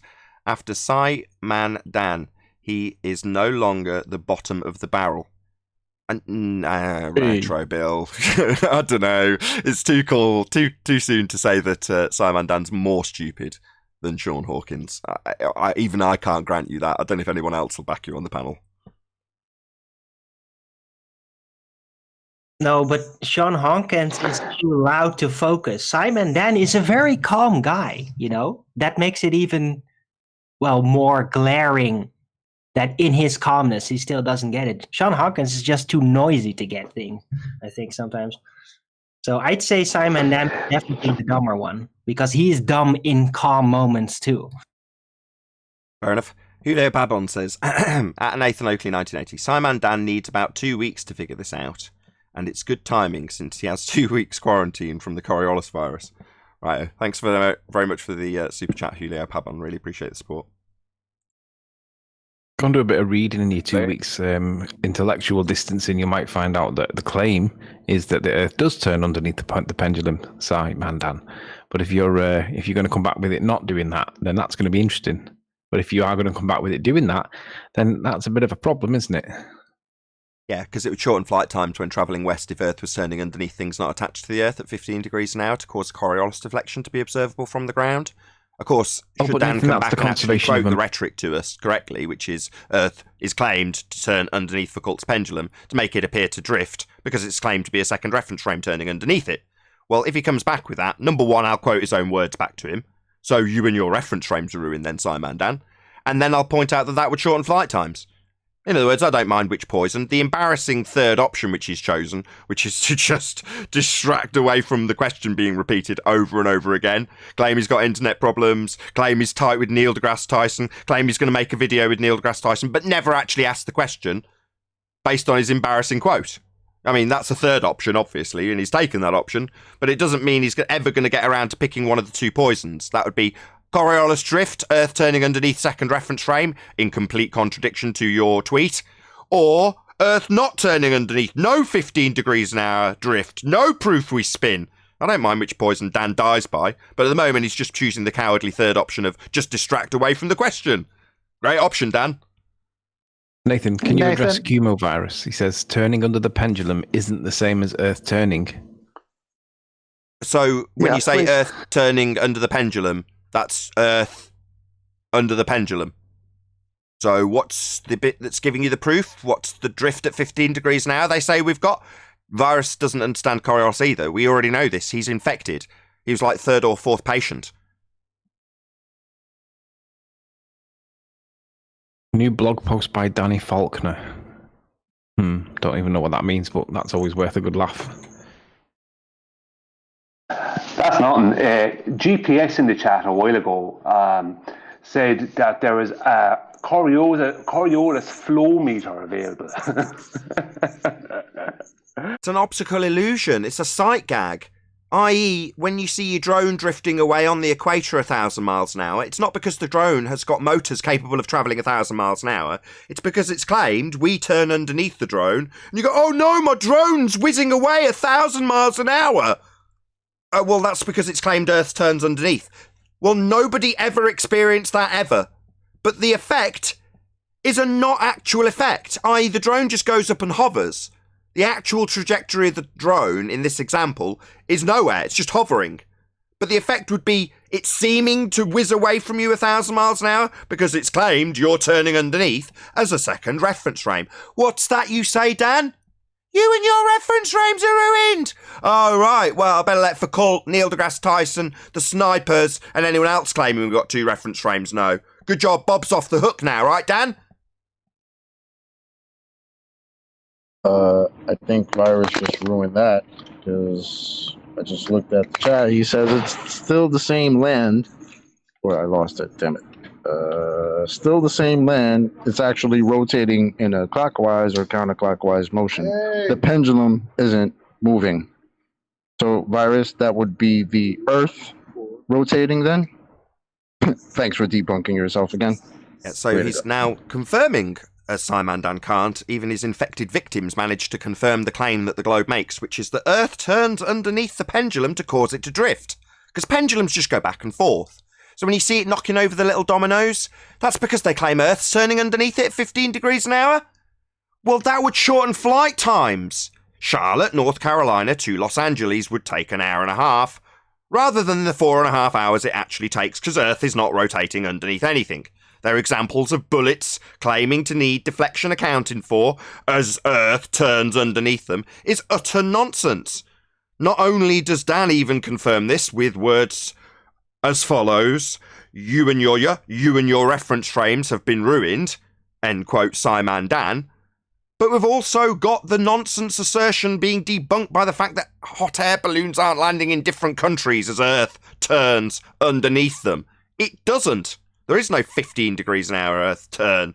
There's no turning underneath. There is no Coriolis effect on Earth. It's an absolute nonsense. And all they can do at ground level, when they're stupid like SciManDan, is to deny the tenets of their own claim. That would be Earth turning underneath at 15 degrees an hour and tell us that our reference frames are ruined.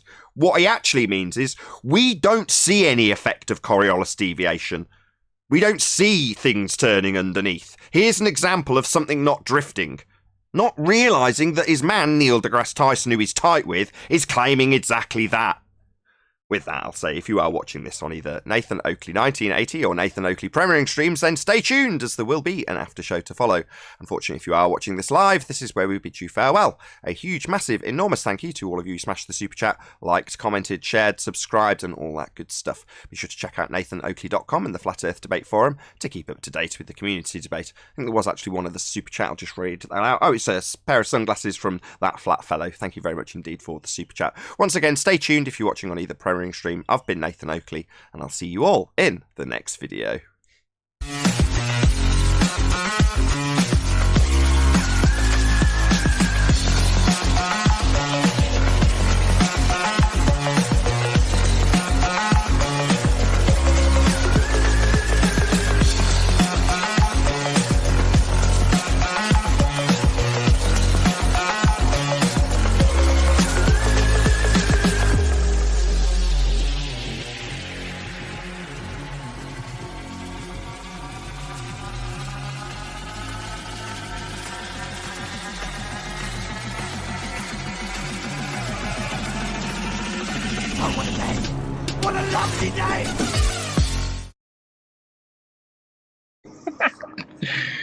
Oh my God. Virus claims we don't understand Earth-based Coriolis, but he does. Then when asked for a reference or citation, he posts one that backs our position rather than his. And there's a whole show made about it. And he still sits there saying we lost and he won. His citation that I had for 2 years now, given to me by another Glober, who debunked himself 2 years ago. You're mad late in the game, Virus. You would think they would learn from the guy who stepped on himself 2 years ago from the thought.go, but then they use the same one as if, I mean, do they not know how to read English? Or read? No, they read it, they just don't remember it. Come on, Virus, let's make another show. They don't remember it while they're reading it? Yes. That's what it seems like. Because they can't fit it, so they just discontinue that train of thought. As they're reading the sentence, the earth turns underneath it, they forget it immediately. Yes, that's right. I think Arwen's right. Yes. Yes. I think that's exactly right. They read it and immediately disregard it because it doesn't fit with us saying, well, that would mean Earth's turning underneath airplanes. They then just put the citation away and never read it again and just carry on with their argument that they turn together. Oh, that makes sense. Okay. Yeah, now he's saying that you all don't understand. What a cop-out. Just show you how dishonest they all are, though, right? What Can you imagine if we were asked to answer a question directly and we didn't? It would never be allowed to be permitted. We wouldn't get away with it. Yeah, that's true. Yeah, neither will Dan. What do you think I'm going to do? I'm going to immediately trim that live section out, publish it, with a tagline that's hopefully clickbaity enough with the Coriolis virus attached to get people to recognise how cowardly and unable to answer the question Dan is. You gotta have the little outbreak monkey show up too. It's going to be on the thumbnail, that little black and white monkey. Yeah, that'll be on the thumbnail. Ground Zero outbreak confirmed, Coriolis virus. I just can't wait for his special hangout with Neil deGrasse Tyson or whatever, talking about the Coriolis effect and flat earthers probably too. Can't wait for that. Popcorn for that. Yeah, that's got to be good. So right. Dan went from a year ago saying that the Earth was rotating to claiming that you and your reference frames are round, to now he has to have a special meeting with Neil deGrasse Tyson, the person he's in defiance of with his claim of you and your reference frames are round, to get him to explain to Dan how the Earth does rotate, even though Dan can never prove this. And this all happened because Dan couldn't keep his mouth shut and just keep out of chat. Keep doing it. Well, he's going to have to wait his turn for the next bout because Dr. Becky's in there fighting for the Earth with Neil deGrasse Tyson right now. Well, she's definitely not going to show up in our chat, so I don't think we need to worry about that. Then again, you never know. Who knows? Hey QE, good show last night.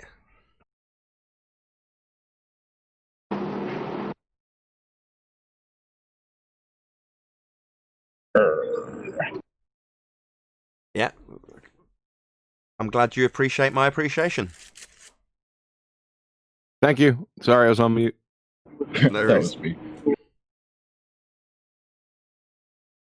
Yeah, I actually managed to get to tune in yesterday live and watch your show, which was great. Well, I appreciate you appreciate my appreciations.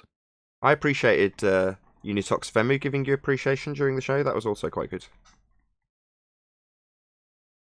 I just don't understand how any of these stupid ballers can honestly hold their position. It's like, for me, the topic's kind of dead in the sense that everything that they claim is wrong, and you can demonstrate it by contradiction or by real-world experiment. Yet they still believe it. I don't understand how they can hold that position. It's just, I'm just at a loss. Well, you saw his reaction. We asked him about Foucault. He's obviously heard the question because his wording with Foucault implies, at the least, that he heard the question. despite lying about hearing it continually. And he took it immediately to an ad hom against you, Anthony. So we did the same nonsensical, diversionary, tactical thing again. Asked about a specific topic and went right off to something else. You asked him about Coriolis, he went to diffraction. Now we're asking him again about Coriolis. He goes to, Foucault with whatever Anthony did. And it's like, bro, you can't respond to the question being asked. It's so blatantly obvious. You're just a clown. I don't know if you picked up on what I said earlier. My bad. Sorry, Chapter. Sorry, how'd you finish? I don't know if you picked up on what I said earlier, but if he had let's just take today, if he hadn't come into that chat today, then he wouldn't have to have this meeting with Neil deGrasse Tyson. We don't have time for a meeting of the Globe Earth Society.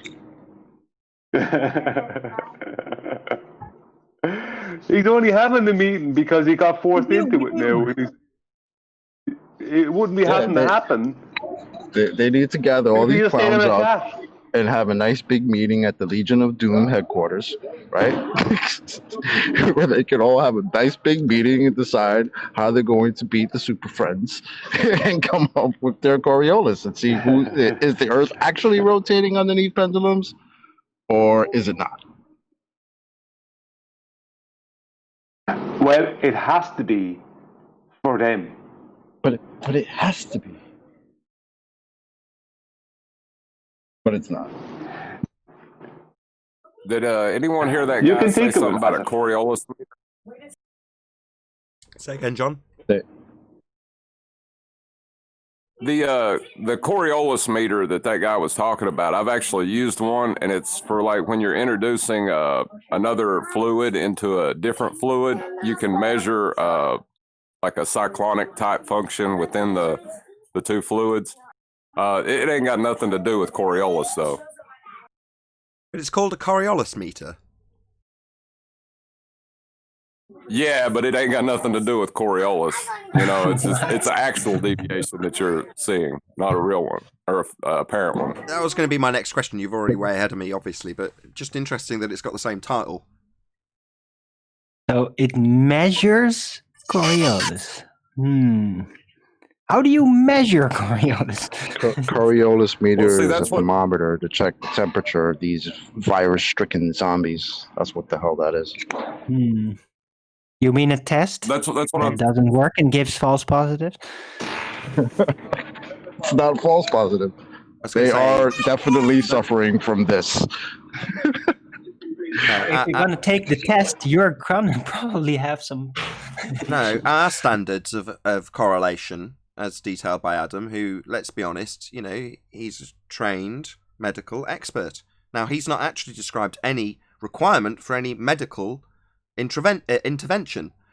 He's described mental intervention. And that came from you originally, Arwin, right? Intellectual distancing. Well, the symptoms, our correlation between Coriolis virus and the symptoms we describe are infallible. Because we say so. Isn't it cool that one of the first victims to this virus is a guy we call Virus? Hey, Virus, we know you're there. Come on in. Tell us about your rotating Earth. You know I'm here. I don't want to.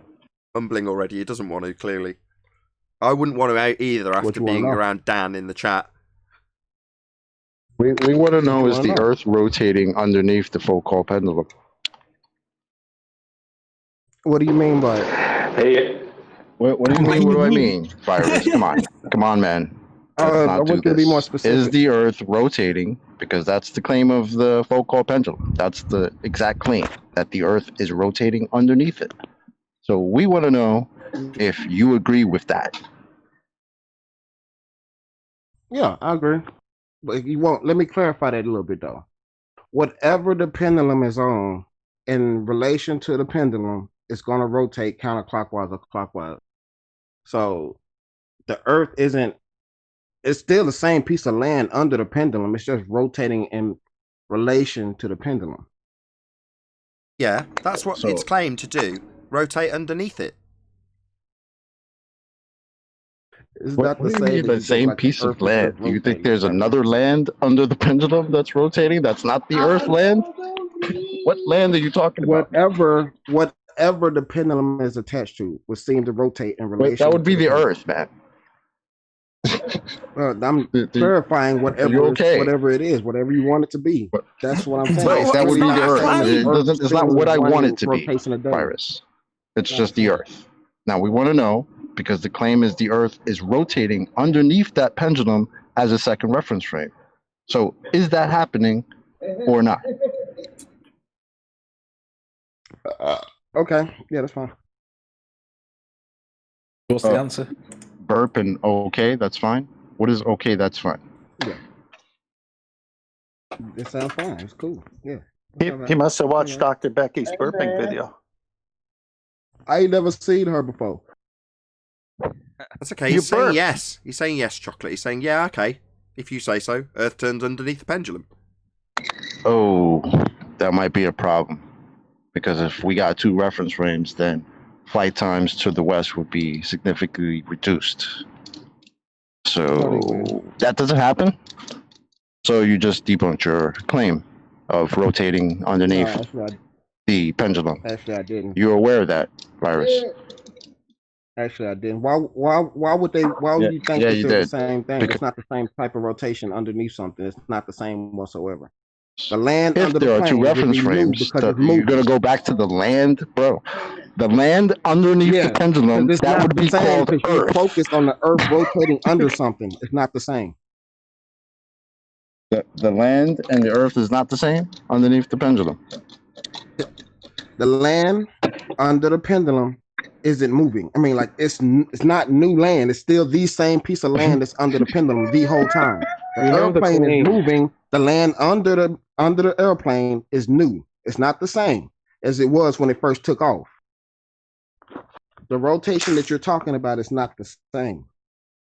Yeah, it's attached to it, but the pendulum should move back and forth. But because it's claimed Earth turns underneath that frame of reference, that would be the back and forth frame of reference of the pendulum. Well, pendulums don't swing round and round, they swing back and forth. The reason it's claimed the pendulum knocks over the dominoes is because it's claimed Earth turns underneath as a second separate reference frame. Earth is I don't rotating think underneath he the pendulum. genuinely can't wrap his head around what we're talking about. Earth is rotating under the pendulum, yeah. Oh, right. Well, that would shorten flights travelling west. So if Earth's turning underneath at 15 degrees an hour... The plane doesn't... Why are you interrupting me, you fundy shit? Yeah, so you've conceded. Pendulum claims Earth turns underneath then, right? As you've just claimed. Now we're gonna batter that shit. Shut up and understand that Earth turning underneath a pendulum is Earth turning underneath a pendulum. And if Earth's turning underneath a pendulum and a bullet and a ball, then it turns underneath planes. And that simply doesn't happen. It would shorten flight times. But you're finally at the stage that you'll concede that the pendulum's claiming Earth turns underneath. And all you can do when I summarise how that simply isn't the case is talk through me. I'm laughing at you. I'm not talking. You'll suck my balls. We finally get you after 5 attempts, 5 consecutive shows of you being on discussing it, to actually confirm the thing being claimed that's on screen. You finally say exactly what the claim is. That's Earth turning beneath it. And you say, well, yeah, okay, Earth turning beneath the pendulum. That's second reference frame that would shorten flight times.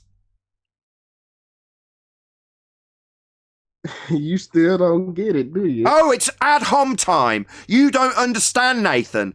Yes, I do understand. You've just told me. You told me Earth turns under the pendulum. That's a second reference frame turning underneath that would shorten flight times. So is the plane rotating in place? Sorry, is this a claim you're making? Is this a new claim? No, it's something that I'm asking you. Why? I don't claim fucking Coriolis Effect. You do. You've just told us how Earth turns under a pendulum. Now you're reverting to asking me how this should work? No, I'm not. Well, then tell us how Earth isn't turning under the plane when you've just told us it turns under a pendulum. Didn't Sleepy just said y'all don't avoid direct questions? I'm asking you a direct question that you're not answering. About your claim of Coriolis? Nope. Oh, so it's not your claim again, it's do the SciManDan trick and make this into my reference frames, right? They're not my reference frames. Just because you've been infected with the same Coriolis virus as Dan doesn't mean that you can revert to calling them my claims. These reference frames aren't mine, dipshit. That So you got a bit of laughter. Symptom number 5 there that's being exhibited, which is the new normal reversal technique. Symptom number 5 of the Coriolis virus. New normal reversal. You know, symptom number 1 is actually getting Coriolis wrong, right? Yeah. Damn, so that's you, man. Yeah, 5 attempts for you to say that Earth is turning under the pendulum. We finally got you to actually say it. And then immediately when I start pointing out its shortened flight times, you start talking through me? No, Yeah, that's you said that's that plenty symptom of number times. We 6 already know what virus. you're gonna That's blasphemy and denial of the tenets of your ball earth religion, even going against your own globe priests that you're demonstrating there. That was number 6, mate. No, that's blasphemy, That's man. just what y'all think we're talking. y'all just don't understand it to the point y'all think that we're contradicting each other. Oh, That's ad hom. Obfuscation, distraction, and ad hominem attack against us not understanding this. No, it's taken us 5 straight shows of you being told what your claim is, with it on screen and you denying it. Today, finally, after 5 straight attempts, with clearly us saying the same thing over and over again, you finally concede to your own bloody claim that Earth turns underneath a pendulum, a football, a sniper's bullet. But then when we point out that with shortened flight times, you're all in denial telling us that we don't understand. Of course. No, we understand, virus. It's taken you 5 shows to confirm your claim and then immediately rumpus the point, which is that shortened flight times would be the result of that Earth turning under the pendulum. And then what? We don't understand again? Another ad hom? We do understand. We understand Earth isn't turning underneath anything to cause drift at 15 degrees.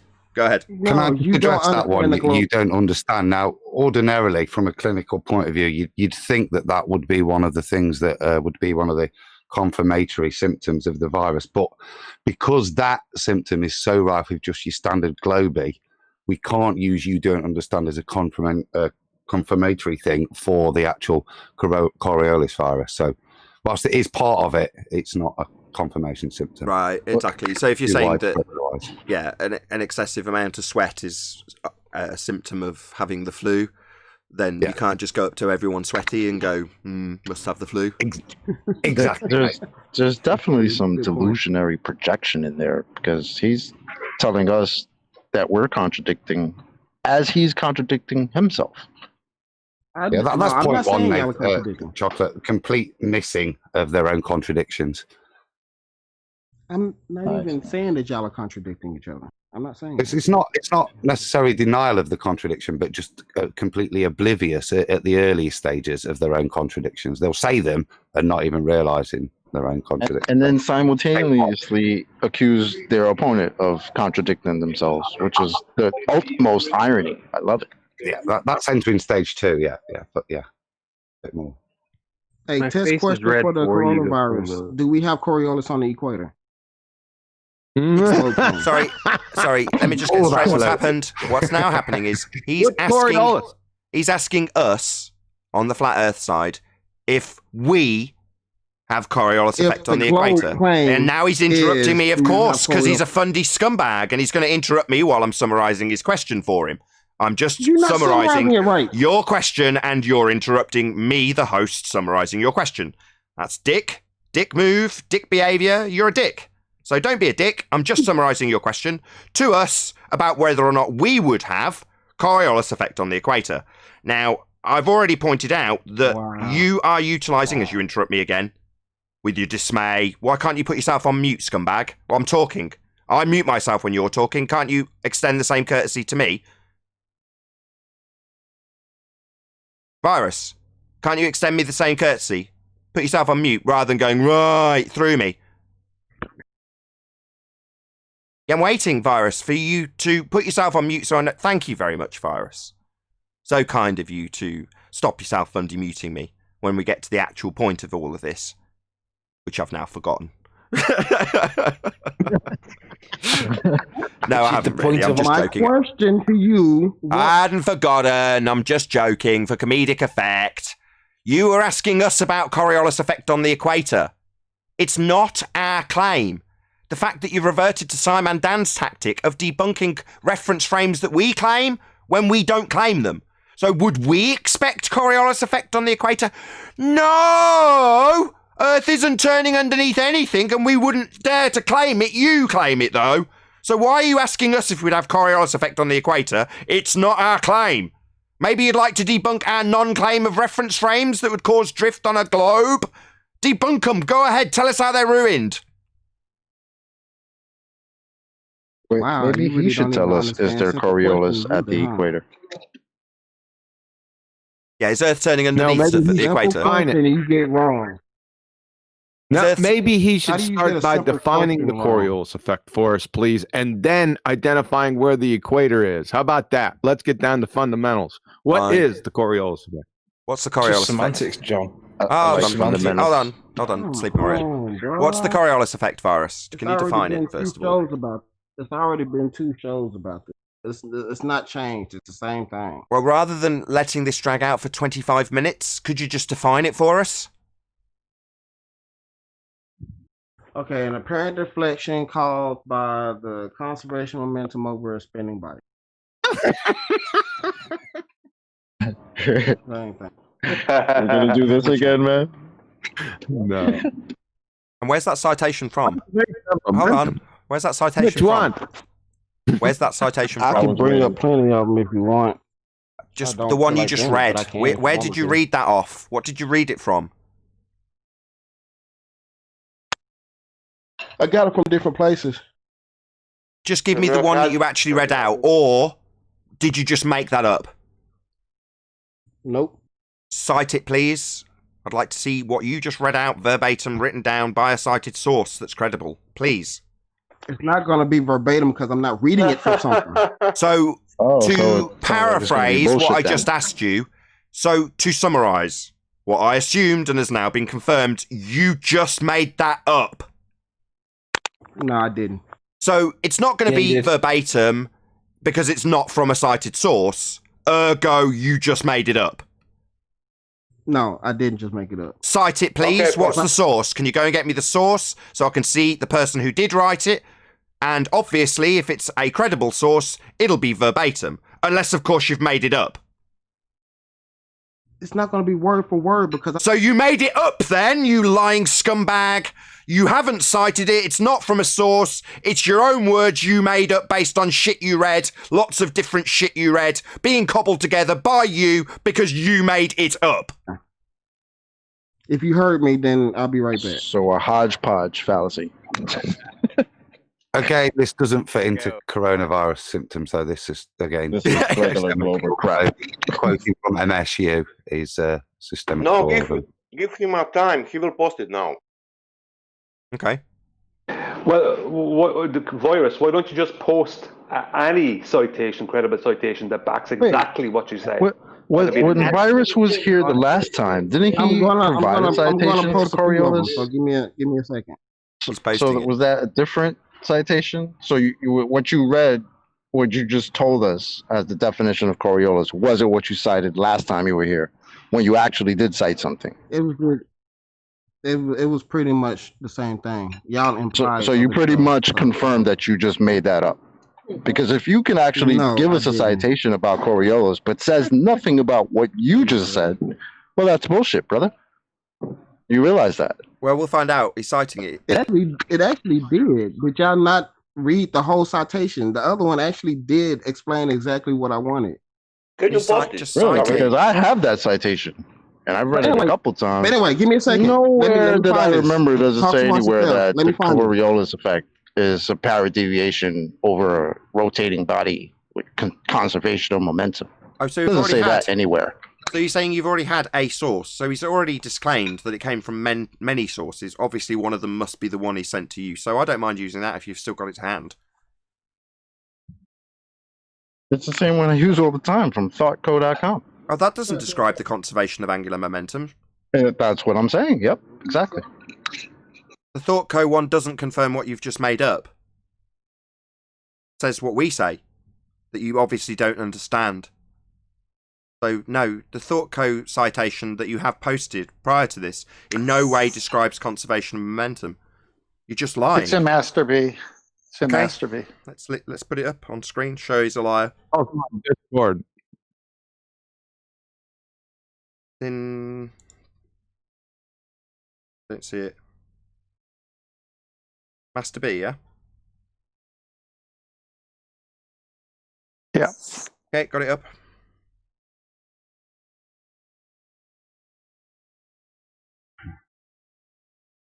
Should I read it? Yes, please. That'd be great. I've got it on screen. All right. We'll just go right from the beginning by Amanda Burney, updated January 23rd, 2020. The Coriolis effect, also known as the Coriolis force, refers to the apparent deflection of objects such as airplanes, wind, missiles, and ocean currents, moving in a straight path relative to Earth's surface. Its strength is proportional to the speed of the Earth's rotation at different latitudes. For example, a plane flying in a straight line north will appear to take a curved path when viewed from the ground below. This effect was first explained by Gaspard Gustave de Coriolis, a French scientist and mathematician in 1835. Coriolis has been studying kinetic energy in water wheels when he realized that the forces he was observing also played a role in larger systems. Then on a little side note, key takeaways, Coriolis effect. The Coriolis effect occurs when an object traveling in a straight path is viewed from a moving frame of reference. The moving frame of reference causes the object to appear as if it is traveling along a curved path. Bullet point number 2, the Coriolis effect becomes more extreme as you move further away from the equator towards the poles. And the last bullet point, the wind and ocean currents are strongly affected by the Coriolis effect. Coriolis effect definition. The Coriolis effect is an apparent effect, an illusion produced by a rotating frame of reference. This type of effect is also known as a fictitious force or an inertial force. The Coriolis effect occurs when an object moving along a straight path is viewed from a non-fixed frame of reference. Typically, the moving frame of the reference is the Earth, which rotates at a fixed speed. When you view an object in the air that is following a straight path, the object will appear to lose course because of the rotation of the Earth. Yeah, and in their own description... Finish it! Finish it! And the object is not actually moving off its course. It only appears to be doing so because the Earth is turning beneath it. Thank you. So, according to this citation... planes take a curved path from your ground because it's claimed we're turning beneath them, and that would shorten flight times. It very specifically details planes seeming to curve from the ground because you're turning beneath them. It says absolutely nothing about conservation of angular momentum. Akumvirus just made that shit up, he's a liar. But it does absolutely express that planes will appear to curve from the ground as Earth turns beneath them. And if Earth turns beneath planes, then the country they're travelling to when going west is coming towards them. And that would shorten the flight times, Virus. Uh-oh.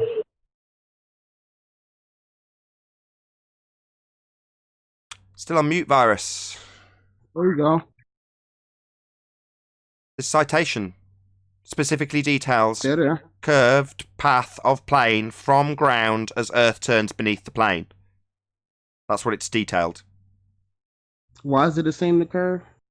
Because it's claimed Earth is turning underneath the plane in this citation. So the deviation would be so would the deviation be the same everywhere? It would be 15 degrees an hour everywhere. Yes, according to your claim that Earth turns underneath aeroplanes.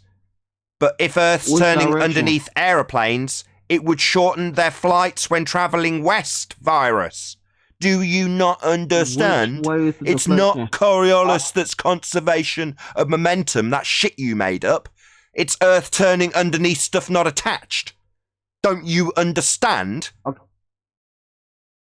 Okay, but which direction is the I mean, deflection? whether or not there is deviation before you start asking us which direction the deviation is going in, bro. Question. Are you out of your mind? Which if the deviation is not happening, then it has no direction.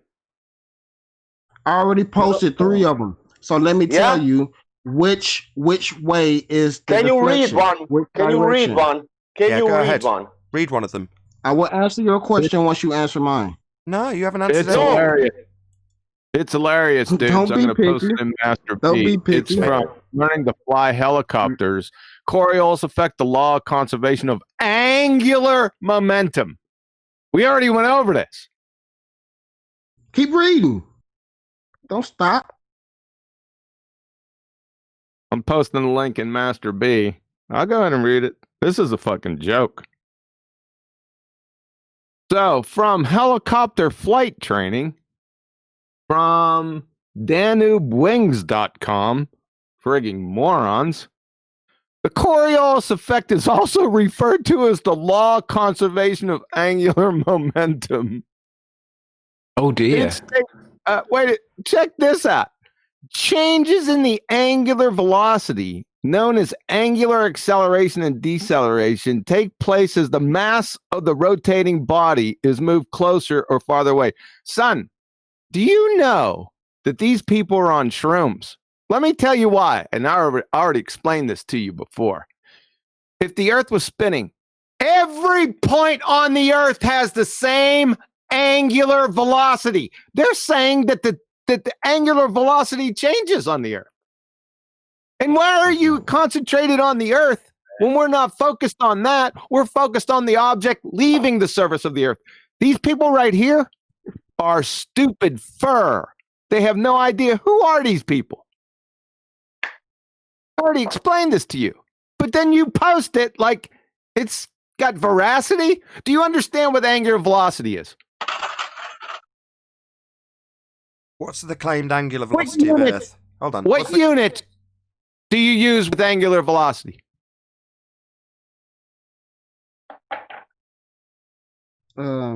It's usually like in the amount of rotation over time. What?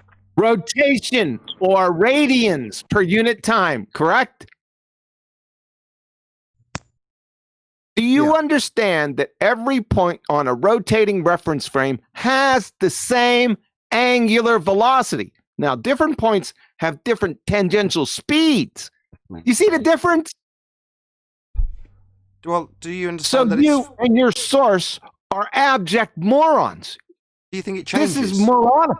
Do you think that the claim that Earth is spinning has a different angular velocity and different points? Because it's 15 degrees an hour everywhere. You asked me that.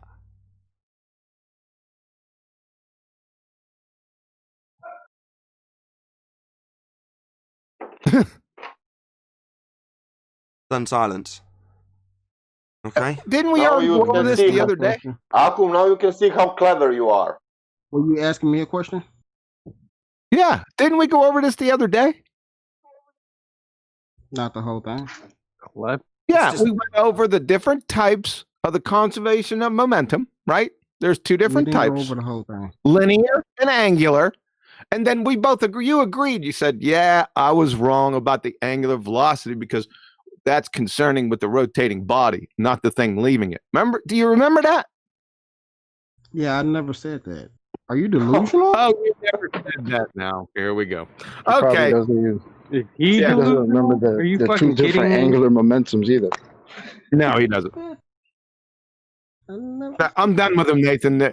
He's bad this for is you. work. Okay.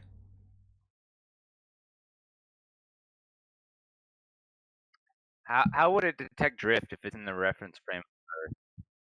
Like if the gyro was in the reference frame of Earth, it wouldn't detect 15. It would just zero out. It would balance itself because it's in that reference frame. Let's just find out who's asking. Are you asking me, the flat earther, as a globe head? Or are you a friendly guy that's just saying, how can it be the case that they can claim there's any drift when the gyro is attached to Earth as a flat earther? Which side are you on before I answer? Well, yeah, well, flat Earth, but because if you're using a gyro to detect drift, you're having at least a second reference frame. If we're in the reference frame of the Earth rotating and the gyro is in that reference frame, it would detect zero drift because it's synchronized with the Earth's rotation. So whenever they say drifting, you have to ask what's the other reference frame, because there's a distinction between the two. There's a differential. Sure. Well, the gyro spinning, the gyroscopic motion is the gyro spinning, which remains in a fixed frame. So in the same instance, if you took a bicycle wheel, put it on the end of your finger, and held your arm out and did rolly rolls, gambols, so it was turning over the top of your finger, the gyroscopic motion of the bicycle wheel would stay in the same orientation as you did rolls. In other words, they are not synchronized together. That's what you see in terms of the drift. It's the cage drifting around the fixed frame of the gyro at 15 degrees an hour, which they assert is Earth turning underneath. The cage is attached to Earth, but the gyroscope is spinning in its own fixed reference frame, the inertial frame. Right, so they have to decide, is the air or the atmosphere in the reference frame of the Earth, or is it there's a differential? Because it doesn't seem like everybody's on the same page. Because if the gyro is detecting a 15-degree drift, that means it's in its own unique reference frame altogether. No, the cage is attached to... No, let me just break this down for you. No, that's how they claim it is as follows. The cage, with the gyro spinning in it, is attached to the non-inertial spinning reference frame. That, in their claim, is Earth turning. Now, the inertial reference frame is represented by the gyroscopic motion or the pendulum's oscillation back and forth. Now, in the case of the pendulum, which is easier to understand, pendulums only swing back and forth. The reason it looks like it's taking a curved path is because they claim Earth turns underneath as a second reference frame, separate to the back and forth motion, causing it to look like it's drifting and causing the gyroscope to look like it's moving in the cage, when in reality it's the Earth turning underneath, and that's the bit attached to the cage that's causing the claim to be apparent deviation. Hey, right, hold on a second. But I've always never thought that they said the atmosphere. Hold on. Extremesis. You want to tear your ass up again? He said, feel free to read what he skipped and make sure you use the word cherry picking, you little piece of shit. Sound off. All I'm doing is referring to where Akuma virus said somebody didn't read all of something. Who cares if we read all of... Do you know what angular velocity is? Turns per hour or turns per time. Yeah, now what does that have to do, Crayon Muncher, with the subject at hand? I have no idea. Right, because it doesn't have anything to do with it. Now I should pummel your dumb ass. Well, let me do it in a calm way. How can you... off shit, you have no idea what you're talking about. Do you know what the conservation of angular momentum is? Hold on, there's a problem. How can you possibly call cherry picking if you don't understand the context? Because he doesn't understand what cherry picking. Right, my question is, for cherry picking was, I didn't read it or even really listen much to it. Akuma virus said somebody didn't read all of something, and so that's why I said read what he didn't read, what was skipped, and call it cherry picking. What the hell? What is cherry picking? Not cherry picking. Hold on. Hold on. Just let me ask him. What's cherry picking? What is cherry picking? You're telling him to call cherry picking. So what is it? Me, it's taking something out of context. Is that right or wrong? Yeah, and I asked you how you could call cherry picking if you don't know the context. So do you want to answer that? Deliberately. So how can you call cherry picking if you don't know the context? Point. You're right. It's not cherry picking. So sit down and shut the fuck up. Have a nice day. Ow. It's not cherry picking. No. Stop. Everyone shut up. Why are you posting that? You unbelievable spastic. You don't know the context, yet you're telling your man to claim it as cherry picking, and you don't know the context. Are you embarrassed? Should I be. am not embarrassed. Why not? You are a demonstrable fool. And you're not embarrassed at how foolish you've been. You've just defined cherry picking as taking things out of context after literally only moments earlier making it plain you don't know the context, but you're not embarrassed.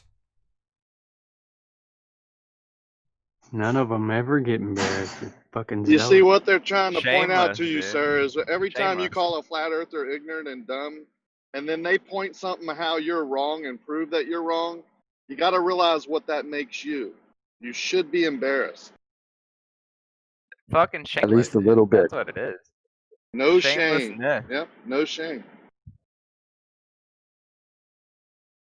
He was Have a trying to nice help day. his man virus out. Got to give him some type of credit, right? His man virus was calling out for SOS, Mayday, Mayday, doing a life raft. Mayday, Mayday. But they're still drowning. I feel bad for The virus. virus affects their cognitive, like, they can't think straight, right? It's not their fault. They have a virus, so we can't really blame it on them. We have to start blaming it on the virus and pointing out the symptoms that they have. I think we're on the right path here. It's really not their fault. Let's start. Hackenbauer working says on I'm vaccine. just cherry picking too. He's talking about the helicopter. Doesn't know what angular momentum is. Doesn't know what linear momentum is. He doesn't know anything. He's posting this site from doofuses, right? You're a moron, and so are they. We already proved it. John, how can two different effects that are completely contradictory to each other support each other? Can't.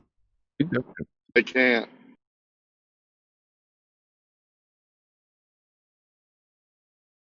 Any last words, Virus? Any last words, Virus? Yeah, I want to know if I y'all don't ever know what gonna they're answer my talking about on the site. Yeah, they're conflating, like you have, because you've read these before. They're conflating the conservation gonna of answer my angular question? momentum with the Coriolis effect when it doesn't. I just show you how many times do we have to walk through this? Even Zanuck, the moron Zanuck, has corrected you, but you still don't get it. He laughs at you. Zanuck does. That's scary. I have pity for you. Last Virus, any last words? Are Go ahead, y'all ever Virus. going to answer my question? Is that your last words? You're not going to answer my question? Are y'all ever going to answer my question? Yeah, that is his last words. With that, I'll say a huge, massive, enormous thank you to both Discord and G Plus panels for making today's after show possible. And of course, a massive thank you to all of you in either Nathan Oakley 1980 or Nathan Oakley premiering streams for hopefully smashing the super chat, liking, commenting, sharing, subscribing, and all that good stuff. Be sure to check out nathanoakley.com and the Flat Earth Debate Forum to keep up to date with the community debate. I've been Nathan Oakley, and I'll see you all in the next video.